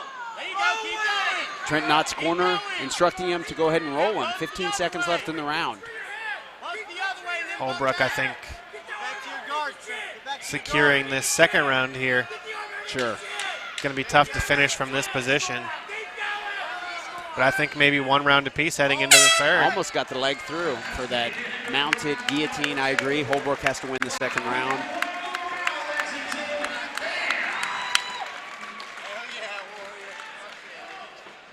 Close fight here. See if one of these guys can finish in the third.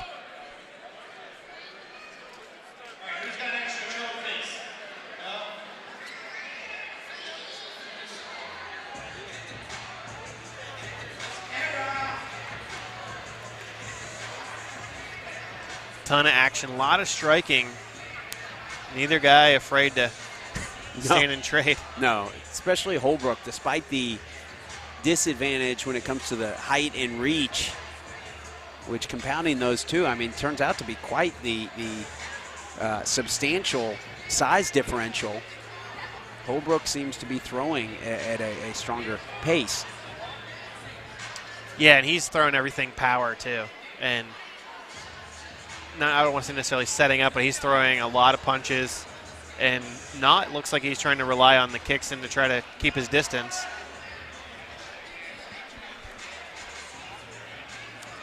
Either way, it's definitely an interesting style matchup with Holbrook, the guy that likes to get more on the inside and not trying to stay on the outside with that karate background.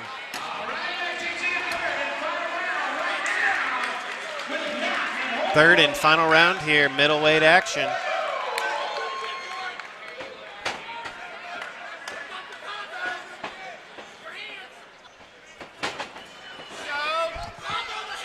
Knott again trying to throw those kicks. Holbrook lands a left over the top. Another one.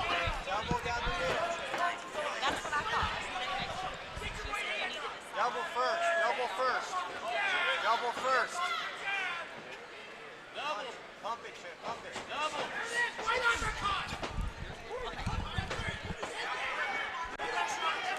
Stay long, Trent, stay long. Holbrook connecting with the left Circle, circle, and Knott circle. Yes, going to the clinch, attempting to. Looks like Knott wants to work some knees. Swung big for the big knee there. Holbrook smiling. Slipped there. to the middle, Trent, to the middle. Holbrook to the has middle. maintained a smile on his face for much of this fight. Set up that mid. Set it up to the mid, set it up to the mid. Set up that mid, Trent, like in the gym. That left hook. Holbrook loves that left hook, and he's landed it Work, combo. a lot in this fight. Minute 45 to go here in the fight. Front leg speed, Trent, front leg speed. Pace is slowed down a little bit in the third round. Middle.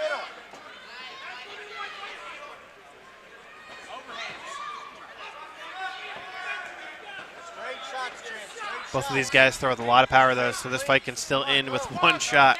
Certainly. Holbrook continuing his, almost walking him down. Nice where knee he's- there in the clinch. Upper, underhook, up on his shoulder. Right hand on his shoulder, Trent. Right hand on his shoulder. Get that hand up, Trent. Michael Oh. Seals instructing Trent to get his right hand up on the shoulder of Holbrook. Going to be hard, though. Holbrook has that whizzer. Nice knee there. Could have been a big knee to the head of Knott. That's the problem with Looks like he might have busted him open with that one. 45 seconds left in the third and final round. Holbrook looking to maybe try to throw another knee here. Knee, short knee to the leg.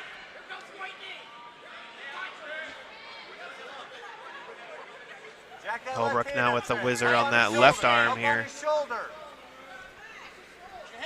20 Jack seconds that left to go hand in the up, fight. Trent. Jack that left hand up. No, jack it up, Trent. Up high. Up high. Hear the 10-second bell. Holbrook throwing some knees to the thigh and a knee to the body.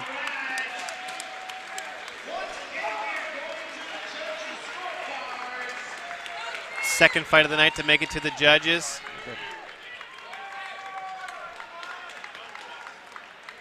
Between Trent Knott and Corey Holbrook.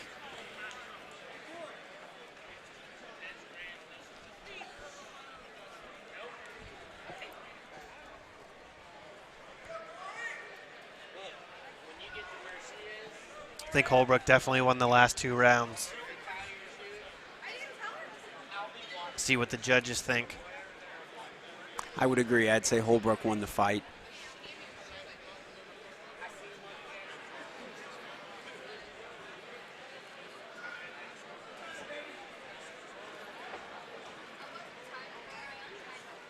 Ladies and gentlemen, once again, we are going to the judges' scorecards. After all 3 rounds, all 3 judges scored out 29-28. For your winner, the blue corner, Corey Holbrook with the win via unanimous decision. Now 2-0 on his career. Obviously, there has to be a winner and loser, but damn, give it up. If there's a close score and it's not the fight tonight, give it up for both these guys right now. Nice win for Corey Holbrook. His first fight since November of 2016. Hopefully don't have to wait a year and a half to see him back in the cage again. I think I remember that fight. I think Shane Gadd had a reach advantage on him and a height advantage, similar to what he faced today. And Holbrook seems to be good at overcoming that size disadvantage. Right, we will be back. We're going to take another short intermission. We'll be back with the main card.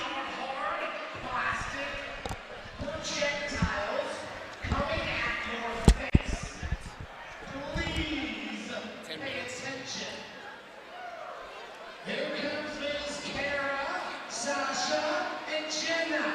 They all love screamers, so you have to let them hear you.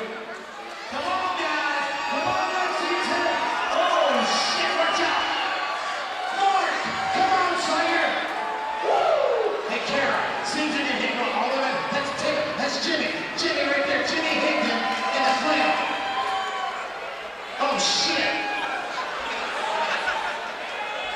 Who invited her? Jimmy. Oh, shit, right down! Damn, I'm scared. Okay, and who wants a cat? Oh, shit. Is that real? Hey, folks, come on, we'll be right back here in about 10 minutes. Jenna, Sasha, Kara, we'll be right over here. No more throwing for Kara. But pictures right over here in the backdrop.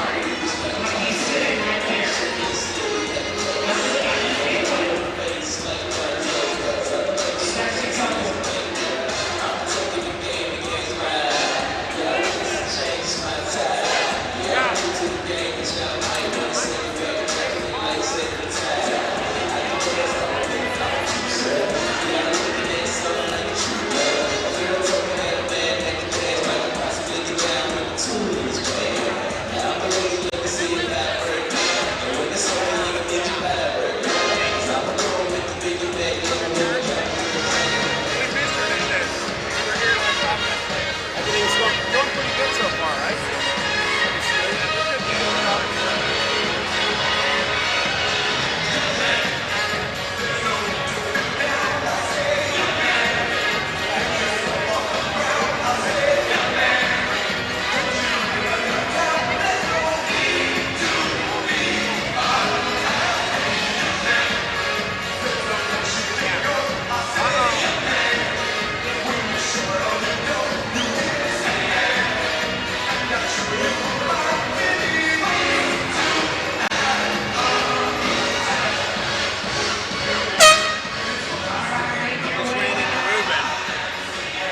Telling me Lance has turned down 3 fights with him. I didn't know that.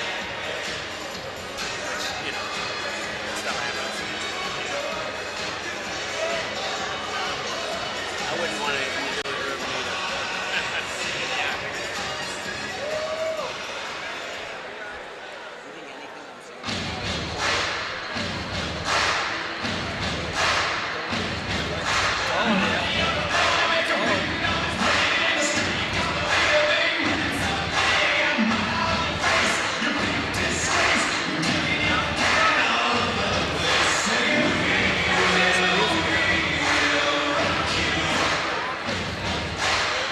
You think anything I'm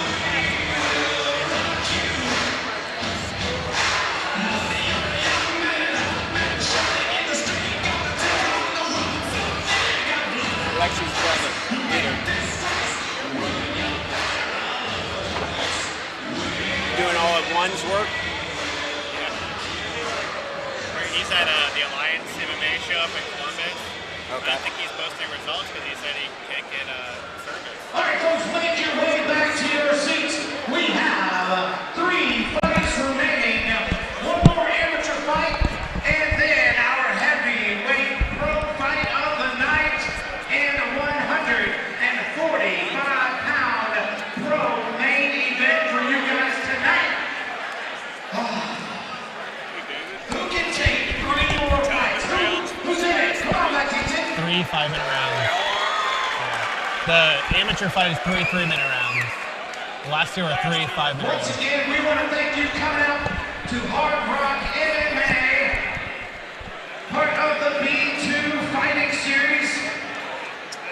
Also, a member of our family is the Coliseum Combat Team in Kokomo, Indiana.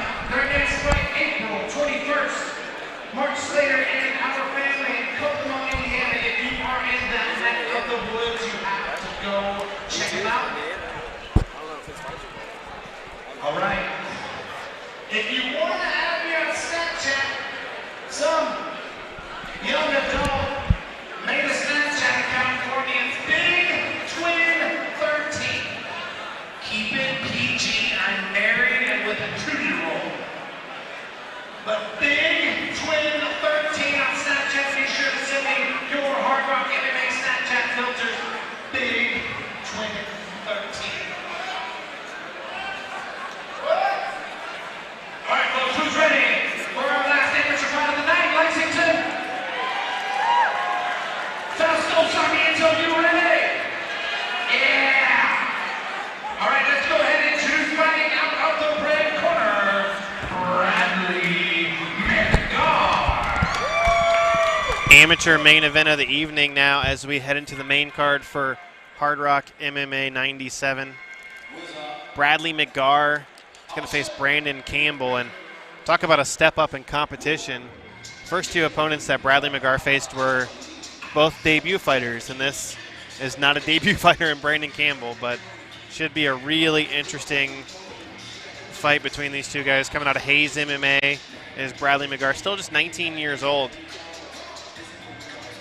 Started training MMA when he was 15 years old, did Bradley McGar. Said he ran cross country when he was in high school just to stay in shape. But he's been impressive thus far in his first two fights. Both have ended via TKO in the first round. 16 seconds over Josh Black at Hardrock 87 and 249 over Paul Schneider at Hardrock 96 just 1 month ago. Paul Schneider, who we saw earlier tonight, with the win. So although those were debut fighters, Schneider's went on to have an impressive showing in his second fight.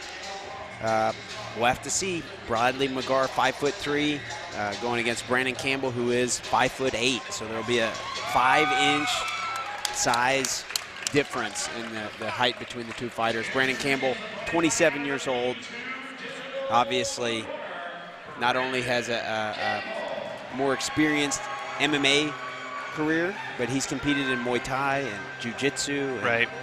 Brandon Campbell, very experienced veteran of the sport. Yeah, Campbell making his first MMA appearance since last March at Hardrock 87 when he actually won the Hardrock MMA bantamweight title, and he has since vacated that title because he said he's truly a flyweight, but really it's tough for him to make that weight in the state of Kentucky because fighters weigh in the day before and re-weigh, and they can only gain 8% of the weight back. So he's fighting at 130-pound catch weight in this bout.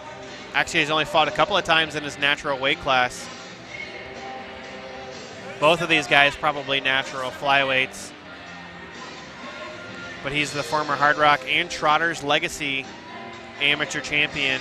All 5 of his wins have come inside the first round. His only loss against Shaka Worthy, who was going to make his pro debut later on this month. He went to took a fight in Pennsylvania against the guy who's a true bantamweight, a really big bantamweight in Shaka Worthy, and came up short in that fight. But 5-0 outside of that. 4 submission wins.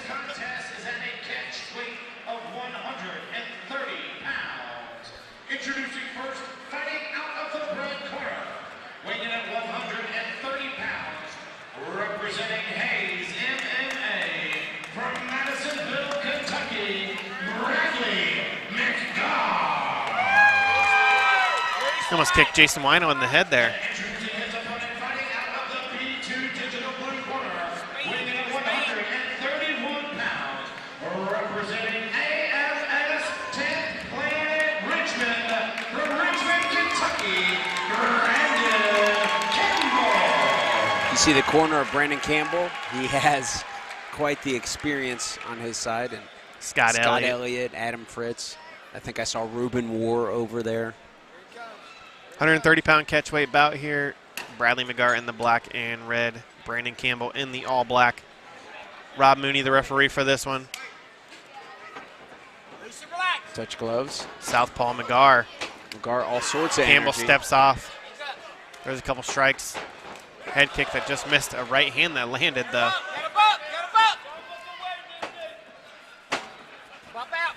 Clinch up against the cage here.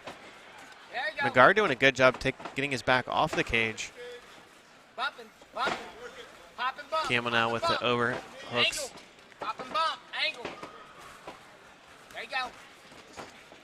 Both of these guys look like they're trying to get the fight to the ground, but I think they both want to end up on top. Composure, Brad. There you go. Nice head positioning there from Brandon Campbell. Yeah. It's the space. It's the space. It's the space. Yep. There you go. There you go. Knee there lands, but McGar throws a combination off of it.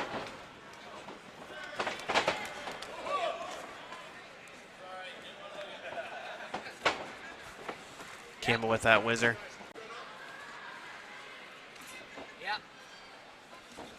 Looking for that throw there. Nice throw. Ends up on top. In half guard is Brandon Campbell.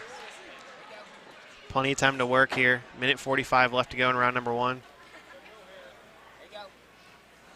So he might be trying to set up an arm triangle. as much as he's able to. Or arm bar. He's up high, Brad. He's up high. Gotta get your base. Get your base. Brandon Campbell with the very high Sit on up. Sit on up. mount. Sit on up. Sit on This up. is not good for McGar. Campbell does have a win via armbar over Ronald Rowe back at Hard Rock 65 all the way back in 2014. Right there. Right there. Back door, Brad. He's trying to. Right there. Right there. Right there. Back door. Yeah. Yeah. McGar does a good job getting out. Yeah. Now in Very half guard. impressive. Campbell in the guard now of McGar, Hands go a little bit. trying to stand up using his length. Does a good job passing. Trying to get back to full mount here again. Credit to McGar for getting the half guard, avoiding the full mount. Come on up. Come on up. McGar come on up. his back There you go. here. Good positioning here, and that's what you get from Yeah. Roll that way, trying to roll get that way, 10th Planet Jiu-Jitsu under Sure. Scott Elliott. Yeah, you train with Scott Elliott, you're going to be comfortable on the ground. Looks like he's trying to set up the armbar again here. Maybe now the rear naked choke. There you go. Watch your back. Turn. Campbell has the back Turn and look at him. of McGar. 20 seconds left to go here in round number 1. Throwing some big shots. Back door, Brad. Back door, Brad. Sliding board. Rob Mooney takes a Sliding close board. look. Sliding board. Watch your back. Watch your back. Looks like McGar might survive this first round here Turn. Turn. against Brandon There you go. Campbell. There you go. Body triangle there.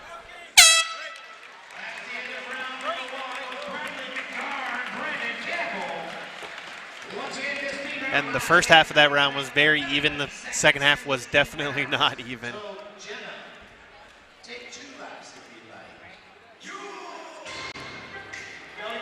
Brandon Campbell, once it got to the grappling realm, I think you could see a little bit of an advantage there for him on the ground.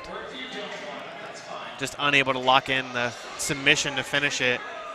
McGar actually doing some wind sprints in between rounds in his corner. Both of these guys in great shape. This is interesting, the guy that most likely lost the round, and you're Brandon Campbell. You think maybe some head games being played here, like I'm not tired, or I don't know, that's a interesting. Possibly. McGar came in and was doing some very intense kicks on the pad on the side of the cage to start with. So McGar, as is evidenced in the cage, he's somebody who brings a lot of energy. We saw that in his 2 previous fights also. But I don't think either one of these guys are going to get tired in this fight. So. You're right. Yeah, not in a three minute, not this fight.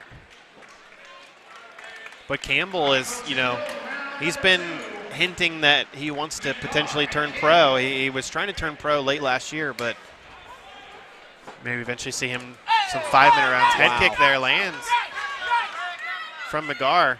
So he tries to turn the tide here in the second round. Campbell now with the clinch up against the cage. Another takedown there. Campbell able to pass the leg as he was getting that takedown. Yeah, very impressive. McGar now slips out the Almost back trying to get door. the back. On top here. Impressive movement from McGar. Couple big shots there from McGar. Campbell has good jiu-jitsu off of his back, but getting punched in the face, a nice Campbell sweep, and he transitions into an armbar. Get it. That's tight. Campbell doing McGar all is out. sorts of crafty things with his guard.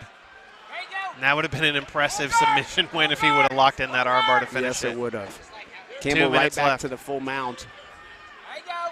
Right back to where he was in the first round. Yeah, and you see him sneaking those knees up, trying to get the knee under the armpit to try to swing around for that armbar. Now he's in side control, trying to finish this arm triangle, and does. The arm triangle.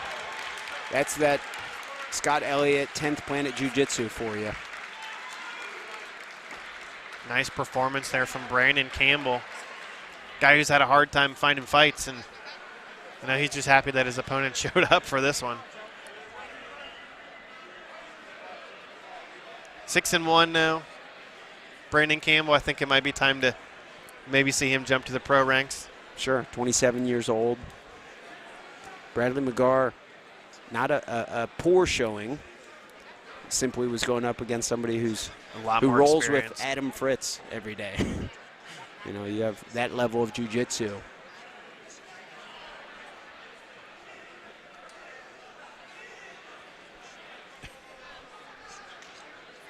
Ladies and gentlemen, 1 minute 15 seconds of round number 2.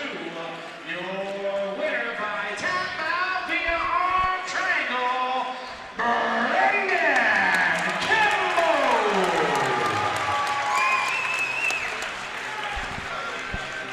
Nice win there for Brandon Campbell, submission. As we mentioned, moving up to 6-1.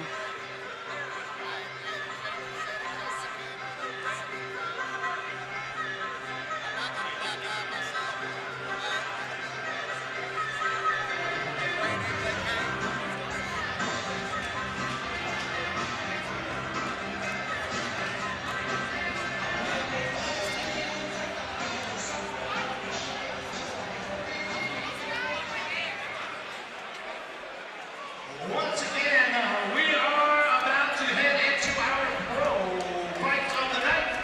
We want to say hello to everyone watching on Facebook Live and also our YouTube channel. Lexington, what a fight card. What do you say? All right, maybe too much trip. Too many trips to the concession stand. All right. Jason Weinel with his comedy routine getting us through the in-between fights. Heavyweight fight right now. Introducing first, fighting out of the red corner, Tim Dunn.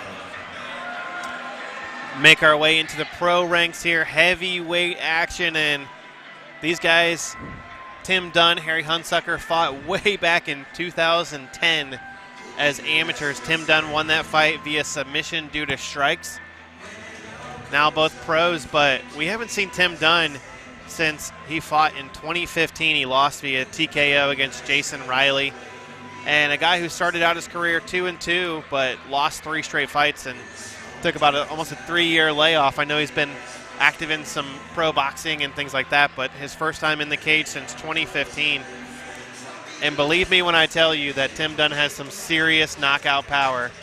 We posted a couple weeks ago his knockout over James DeShong in his pro debut, and he has some great knockouts as an amateur and now some impressive knockouts as a pro, but I know that his career kind of went the opposite direction of the way that he wanted it to go when he turned pro. Fighting out of Portsmouth, Ohio, and a lot of times really just hasn't had enough people to train with on a regular basis. So I know he's done a little bit of traveling and tried to train and things like that, but I know he definitely said, I talked to him a little bit earlier, said he's feeling in great shape and surprisingly athletic guy for, you look at his physique, but pretty athletic guy for more than what you would expect, at least looking at him. Been fighting for a long time, made his debut all the way back in 2006. Still only 30 years old. Still got time. Introducing his opponent, fighting out of the B2 digital blue corner, Harry Hunsucker. Harry Hunsucker, 2-2, longtime Hard Rock MMA veteran, made his Hard Rock debut as an amateur at Hard Rock 46 back in 2012, but traded wins and losses as a pro. Lost his pro debut against William Vincent, then beat Kevin Powers via submission. Lost to Dante Mays, there's no shame in losing to a guy like that, but then came back. Last time we saw him was Hard Rock 93. Last time we were here in Lexington at Heritage Hall with a submission win over Raleigh Abbott. So he now tries to avenge that loss from way back in 2010 against Tim Dunn.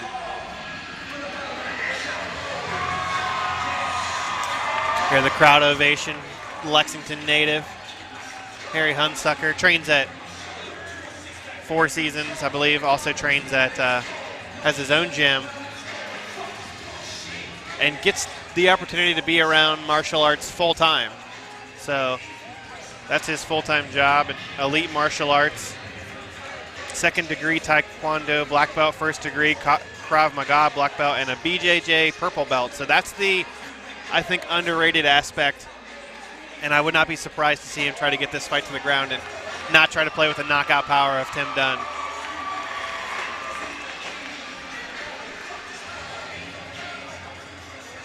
You got a 30-year-old against a 29-year-old. The heavyweight division in particular, you never know when somebody's going to hit their prime. Both these guys could have many fights ahead of them.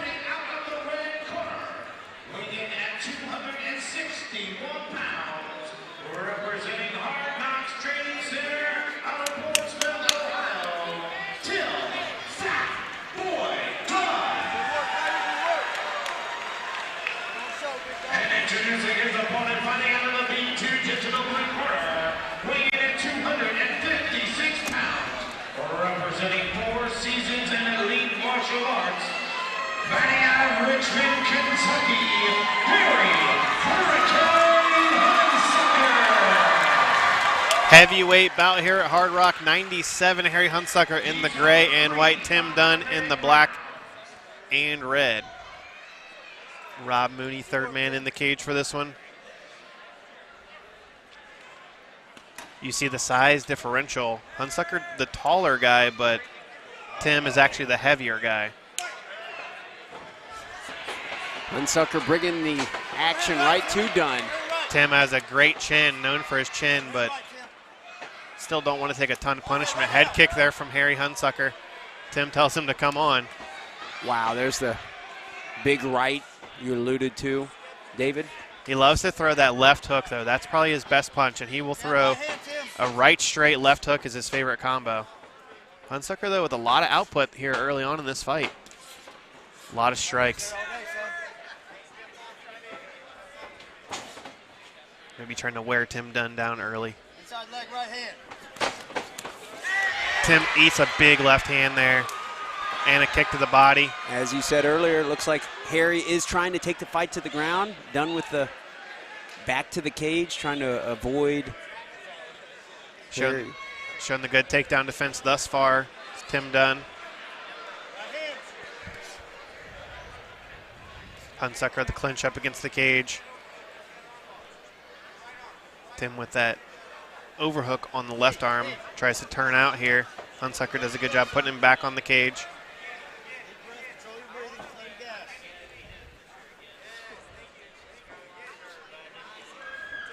Big right hand there from Harry Hunsucker.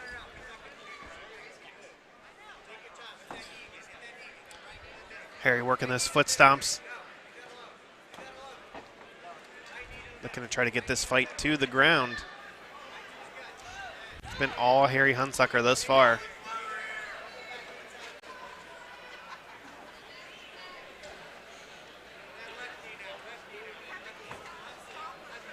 Hunsucker with the foot stomps. Kind of surprised at this point the referee's not at least warning him that there hasn't been a ton of action. I know he's thrown a couple of strikes, but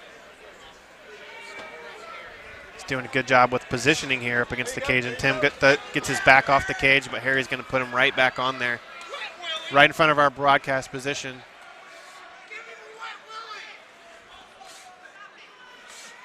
Kind of abandoned the takedown, at least for the time being. Just a lot of clinch work here up against the cage. Harry's got his leg. Is he going to be able to get him down? Dunn with the continued takedown defense. Shot to the body there from Harry Hunsucker. Couple shots to the thigh there from Tim Dunn. Knee there. That's a low blow.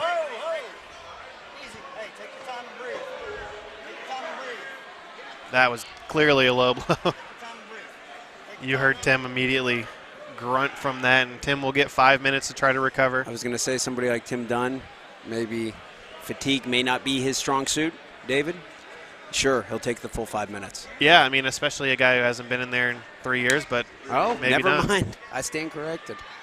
I think the big thing for Tim is he gets out of that clinch off the cage, because nice leg kick there from Hunsucker. Tim wants to be at the center of the cage in this fight. He wants to have an opportunity to connect with the big blow. And Hunsucker now trying to tee off and trying to finish this. Gonna clinch up against the cage again.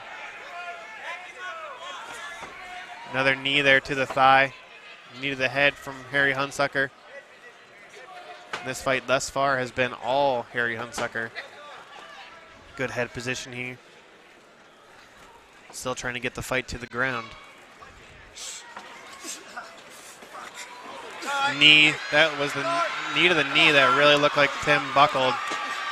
Harry said he's done, but he's still not out. Referee hasn't stopped it yet. That was just knee on knee, and Tim's knee buckled, his left knee buckled. He taps. Taps. Difficult to tell exactly what he tapped from. Hopefully Tim Dunn's all right. Yeah, I'm not sure if that was just a... Definitely that left knee. And that was right in front of us, so we could definitely see it. And Tim having a hard time getting back to his feet. And now see the replay here of the stoppage. If I remember, some blood over the left eye from Tim Dunn. If I remember correctly, I do remember watching Tim catch some brutal leg kicks from Derek Sawyer back in the day on a Hard Rock card. Right to the knee. Good win from Harry Hunsucker. He saw the opening and took it. Maybe exploited that weakness. Harry moving to 3-2.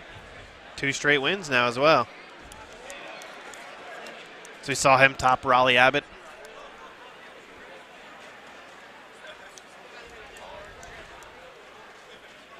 Yeah, you see Tim definitely walking gingerly on that left leg. Ladies and gentlemen, 3 minutes, 56 seconds of the very first round. Your winner, top out by Harry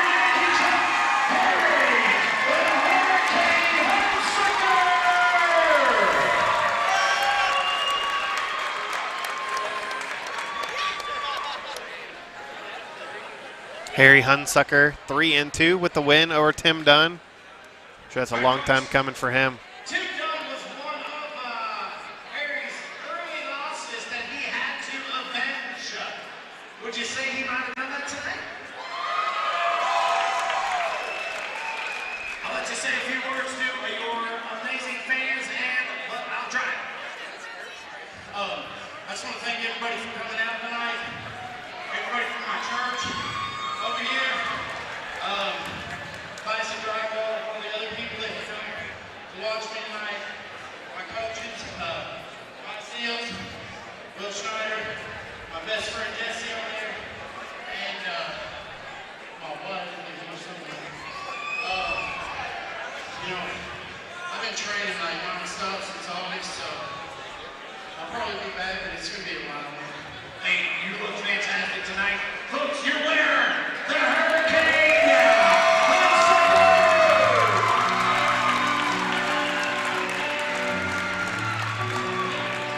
Harry Hunsucker with the win here at Hard Rock MMA 97.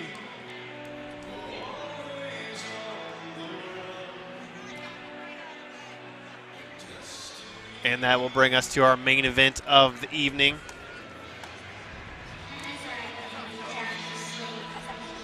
You know, a lot of people in this building have been waiting for this one. Originally supposed to be Jamal Muhammad against Adam Fritz. And this place, the roof would have not held the atmosphere that would have been in this building if that fight would have happened. Hopefully, still somewhere down the line we can see that, but this is still a great fight, Jamal Muhammad and Ken Beverly. Beverly moving down. It'll be his first time at 145 pounds. Also, be sure to hashtag Hard Rock MMA on any of your pictures tonight. But folks, who's ready for your pro main event right now? Without further ado, fighting out of the red corner, Ken Beverly. Ken Beverly, 8 pro fights already, 5-3, still just 20 years old, so still has a long way to go. And he and his brother Stone training out of Warrior Martial Arts.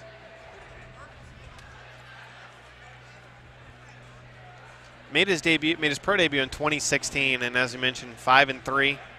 coming off of a loss. He fought at Bellator MMA in Bristol. Lost to Nick Gertz, but has wins over Stephen Haig, Nick Baker, Brandon Kaiser, David Suter, and Dusty Stingle.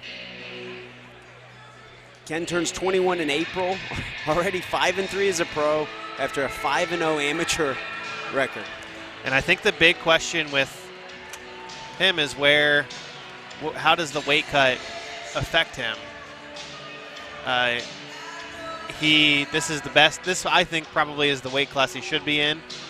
This is the best shape that I've seen him in any of his fights thus far. So you got to think it's probably a positive for him to get down to 145 for this one. It's amazing what Ken and Stone, the level of activity those guys have. I think that the biggest thing is they both have been willing to take fights at any weight class against anybody. So Stone's still just 18 years old, and he's got a bright future ahead of him as well. But Ken, 20, and this would be a marquee win for him over Jamal Muhammad. Certainly. Heck of an opportunity. Hat goes off to Ken Beverly for moving down in weight, accepting this big fight after losing on the Bellator card. Jamal Muhammad, 2-0. 28 years old, ranked as the number 5 featherweight in the state of Kentucky. Got his BJJ black belt last year, right before his pro debut. Also a 5th degree black belt in Taekwondo.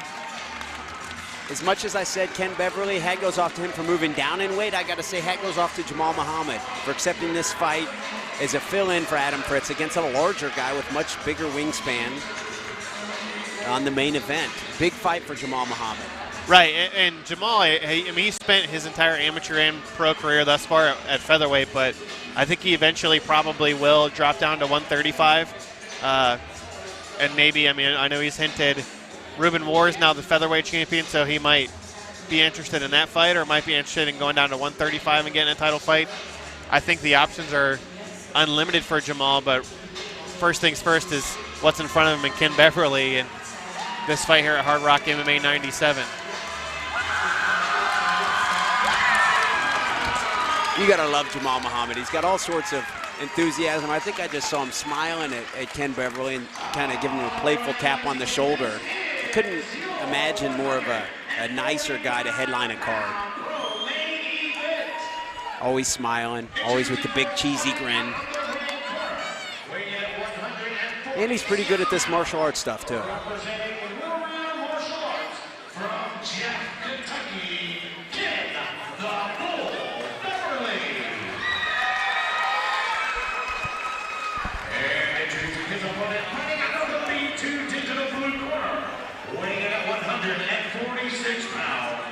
Representing the 4 seasons and LTJ.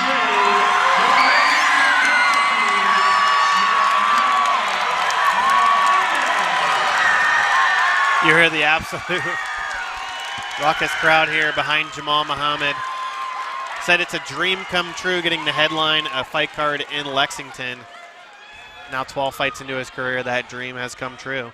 9-0 amateur record, now 2-0 pro. And something I think I never thought I would say, not that he doesn't have great striking, but won the pro knockout of the year for Bluegrass MMA in the last year, and said really as a pro he's focused more on his striking.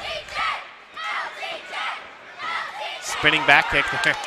You see definitely the height advantage for Ken Beverly. Side kick there from Jamal Muhammad. A body kick lands from Beverly. Straight left. Beverly has a tendency to fight with his chin straight up, and I think that Muhammad noticed that.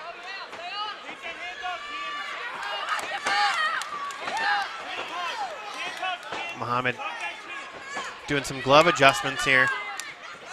Nice kick to the body there from Jamal Muhammad. Goes in for a takedown here, looking to try to finish the single. Beverly has control of that arm, looking maybe for the Kimura. Going to be tough to submit Jamal Muhammad, the jiu-jitsu black belt.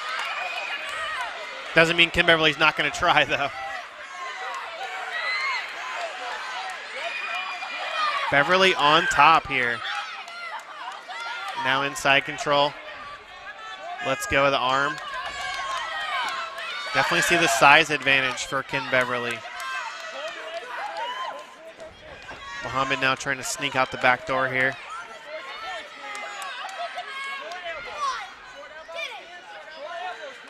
If you're Beverly and his corner's calling for it, he's got to start looking for elbows from this position. Nice knee to the body there from Beverly. I believe Beverly's focused on trying to maintain this dominant position over Muhammad. If he can get a win around. Couple shots to the head there. Now trying to take the back of Jamal Muhammad and has the rear naked choke locked in. It's going to be difficult to get Jamal Muhammad a Brazilian Jiu-Jitsu black belt. But this is locked in and tight. And he's squeezing hard. Is Jamal going to go out? This looks like it's tight and completely locked in. I'm not sure how Muhammad is surviving this.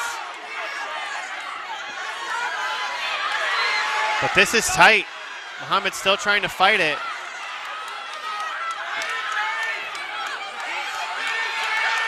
Now with the body, now has his ankles crossed. Oh my Muhammad goodness. is What out. a Wow. recovery from Jamal But Muhammad. Ken Beverly up and teeing off on Jamal Muhammad.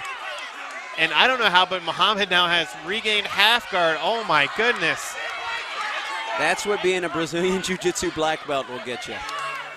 Putting all those hours in to specifically working those type of submissions. Ken Beverly had the I thought that perfect was rear naked choke in. the end of the fight. Beverly now back to his feet, and Muhammad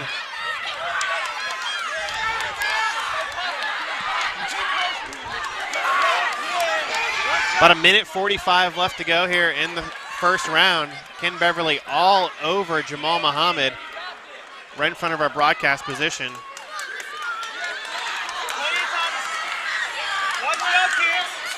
Beverly now stands up, couple shots through the guard here of Jamal Muhammad, and I think Jamal at this point is just trying to survive. Good job, feet on the hips. Couple big shots there from Ken Beverly. More big shots. But Muhammad has control of the leg and looks for the heel hook. He may have this. Oh my goodness. Beverly trying to punch his way out. I don't think Muhammad has it just yet. That's scary because Ken Beverly, Muhammad taking a lot of punishment here in this first round. Still has control of that leg. he's still got the heel hook Still looking to try to position. lock it in. Oh, Turning. Beverly, this is tight. You can see it. He might finish this. with the heel hook, you kidding me? What a round. Are you kidding me? Ken Beverly, elbows to the thigh. About 30 seconds left to go here in this first round.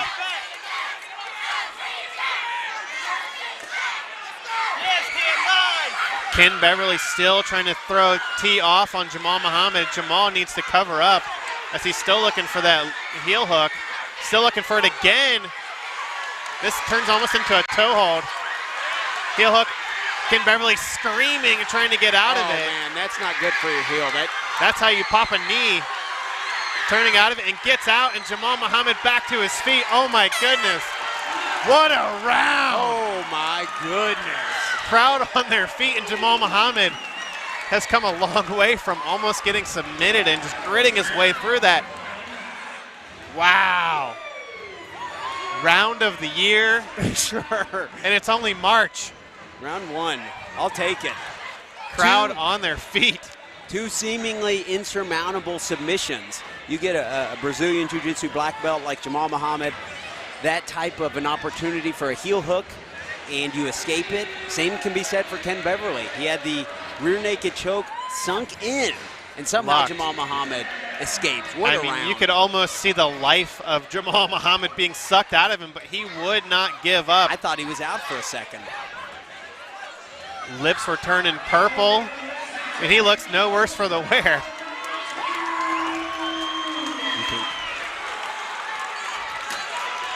See the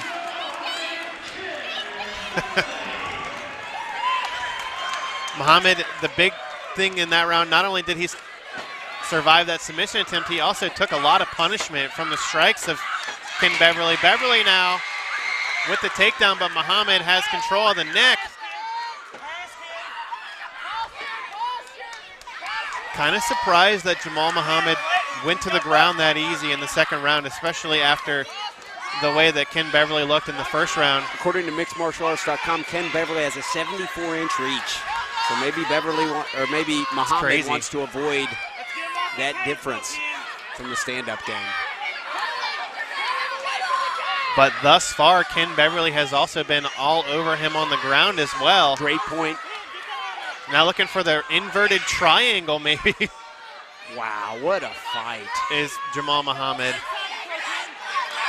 Ken Beverly scramble, and Muhammad trying to take Ken Beverly's back. Oh my goodness. Ken Beverly not trying to turn into him, and Muhammad has control of his neck. Muhammad, see if he can end up on top out of this scramble. Good wrestling there from Jamal Muhammad. What a fight. And this crowd is alive here at Heritage Hall in Lexington. And now Ken Beverly trying to get the finish the takedown and end up on top. I think no matter what, Jamal Muhammad and Ken Beverly both know that they are in a fight. Muhammad, excuse me, maybe, I think he has control. He's looking for a Kimura. Wouldn't it be wild if that's what ended it as a... Needs to be able to bend that right arm of Ken Beverly. Has it extended. Can also go for an Americana here. Going to be a lot harder to finish the Americana. Beverly tucks that right arm under. Going to make it really hard for Muhammad to finish this now. Heavy leather from the top, still from Ken Beverly. Neither one of these guys, I don't think, will ever quit. It's the crazy thing about this. You're right. And for as good of a grappler as Jamal Muhammad is, Ken Beverly has been the aggressor and has looked. I mean, I think the big thing is the size difference here. It is a dramatic size difference. And if Ken Beverly can continue to fight at 145, triangle attempt here. This is locked in. This is tight. He may have the triangle, and is it going to be? I don't know if it's deep enough. See if he can transition to the armbar. Wow, Ken is a warrior. Omoplata attempt, and Ken Beverly gets out of that. Now here's the guillotine. Oh, this is tight. That looks tight. That looks tight, and I don't know if he's going to tap. Chaining these submissions. Oh my goodness, this looks tight. But Beverly looks like he might be able to pop out. His mouthpiece is out now. Beverly trying to fight through this just as hard as Muhammad fought through that rear naked choke in the first round. Muhammad squeezing the life out of Ken Beverly. Ken is now out in half guard. See if Muhammad can finish this. Now back on top. Oh my goodness. Wow. What a fight. Now Beverly teeing off on Muhammad on top. Muhammad kicks him away. Beverly right back in. He will not back up 1 inch in this fight. Wow.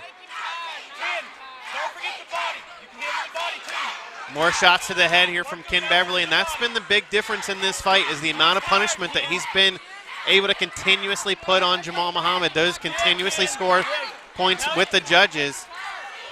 Ken Beverly's mouthpiece still out. Watch your legs, Ken. Watch your legs. Watch your legs. See if Muhammad goes for that heel hook again in this position. Yes.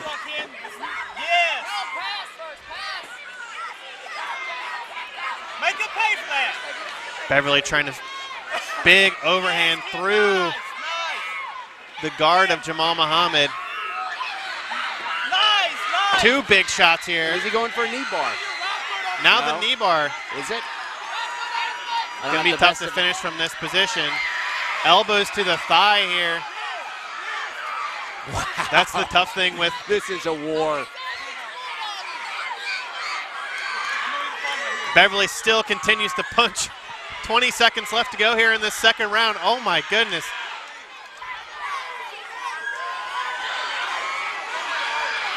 Muhammad looking for the knee bar here. Trying to finish this fight. Now going back to the heel hook. Beverly still trying to fight this heel hook. Wow. 2 amazing rounds here.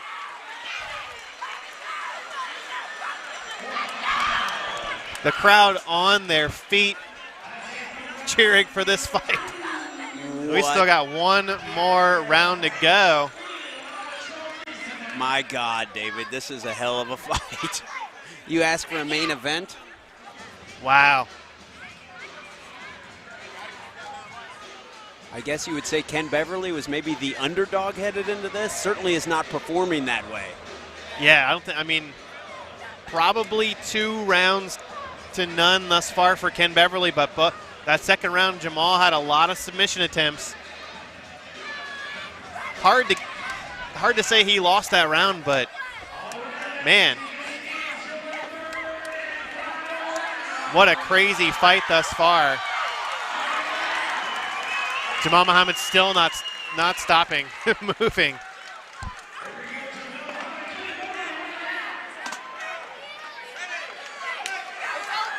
Third round here between these 2 fighters.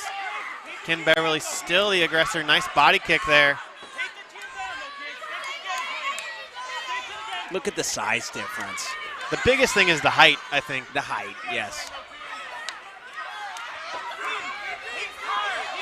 That's a significant. Beverly still stalking. You see the wide stance from Muhammad. That's the Taekwondo background. Muhammad's a black belt in every martial art.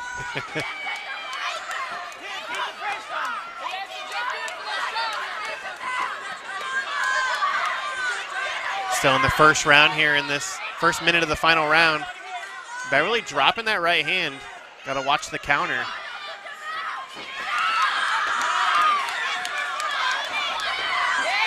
Spinning kick there from Muhammad, just short. Maybe trying to set that up for later. Trying to find his range on that. Body kick there from Beverly lands. Spinning back fist and Muhammad slips. Maybe tap. Oh, looking for a heel kick to the chin. Just glancing on Beverly. I think if I'm Jamal Muhammad in his corner, I'm thinking I got to submit him. Maybe I want this to the ground. I'm not saying he slipped on purpose. Butterfly guard here from Jamal Muhammad off of his back. 3.5 minutes to go in this fight. This is not going to be easy to submit Ken Beverly. He has shown he has a tremendous pain tolerance.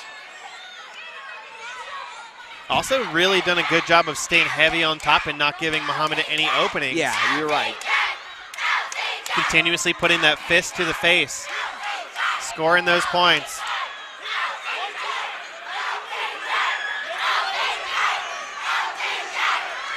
Pace has slowed a little bit here in the third round, but not by much. Saw that elbow over the top there from Ken Beverly. Jamal Muhammad's getting all sorts of support from the local fans. Most of them pint-sized. Yeah, His, a lot of kids' classes. 10-year-olds right behind us.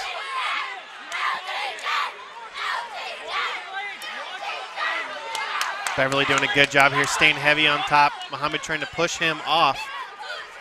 Halfway through the third round.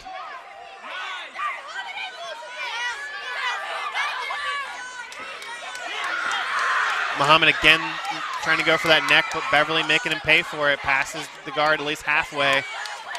Now back to his feet for Ken Beverly.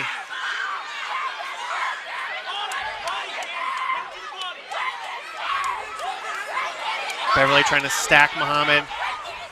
Throws a couple shots there. Going for the heel hook again. Straight ankle right here. Got 2 minutes to work.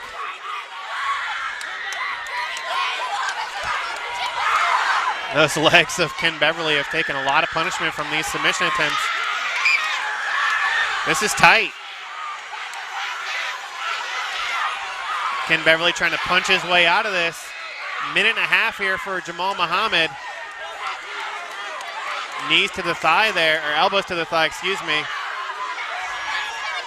Who would have thought in the main event we'd have Jamal Muhammad targeting specifically the legs of his opponent? You see an attempted heel hook, knee bar. Still got a little bit over a minute to go here in this final round. Calf slicer attempt here from Jamal Muhammad. This is tight. Oh, wow. That does not. Beverly still feeding him fists, though. Under a minute to go in this final round.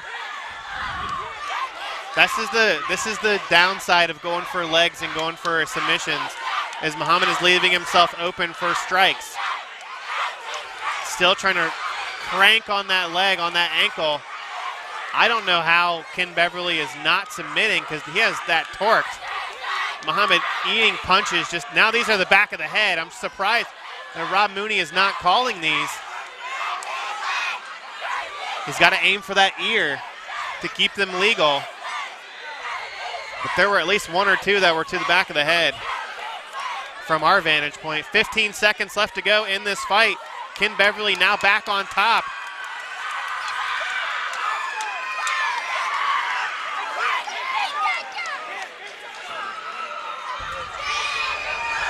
Just a few seconds left to go, and this is going to end.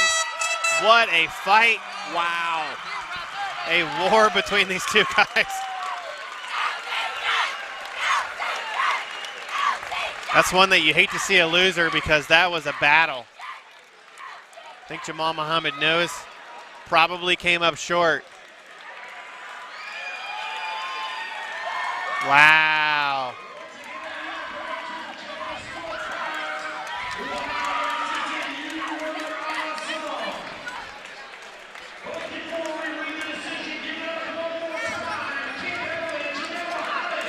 What a fight between those two guys. Both guys have great futures in this sport. Ken Beverly is an absolute warrior.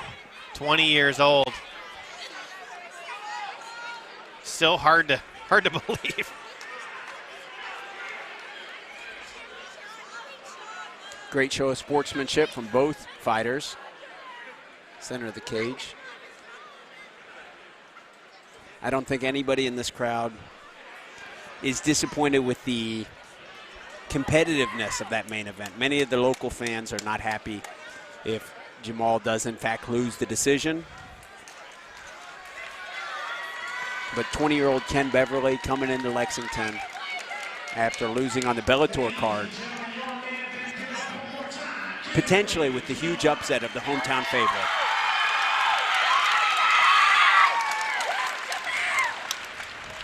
We go to the judges' scorecards after all 3 rounds.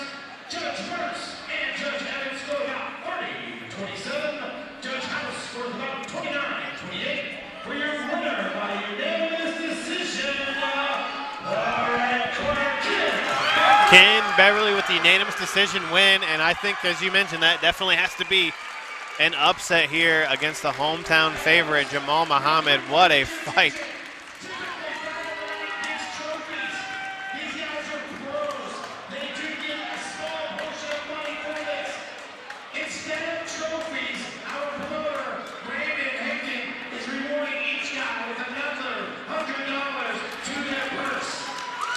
Amazing fight. I think Ken Beverly's a good fit for 145. What do you think, David? Yeah, I mean, that's the best I've ever seen him look against probably the toughest guy he's ever fought in his career. I think he'll probably stay at 145. Once again, an additional $100 per minute. Folks, your winner of your main event at Hardrock MMA 97, Mr. Ken Beverly. And Ken, you can talk. Yeah, you earned it. 6-3 on his career now for Ken Beverly. At the age of 20 years old, 6-3 professional record.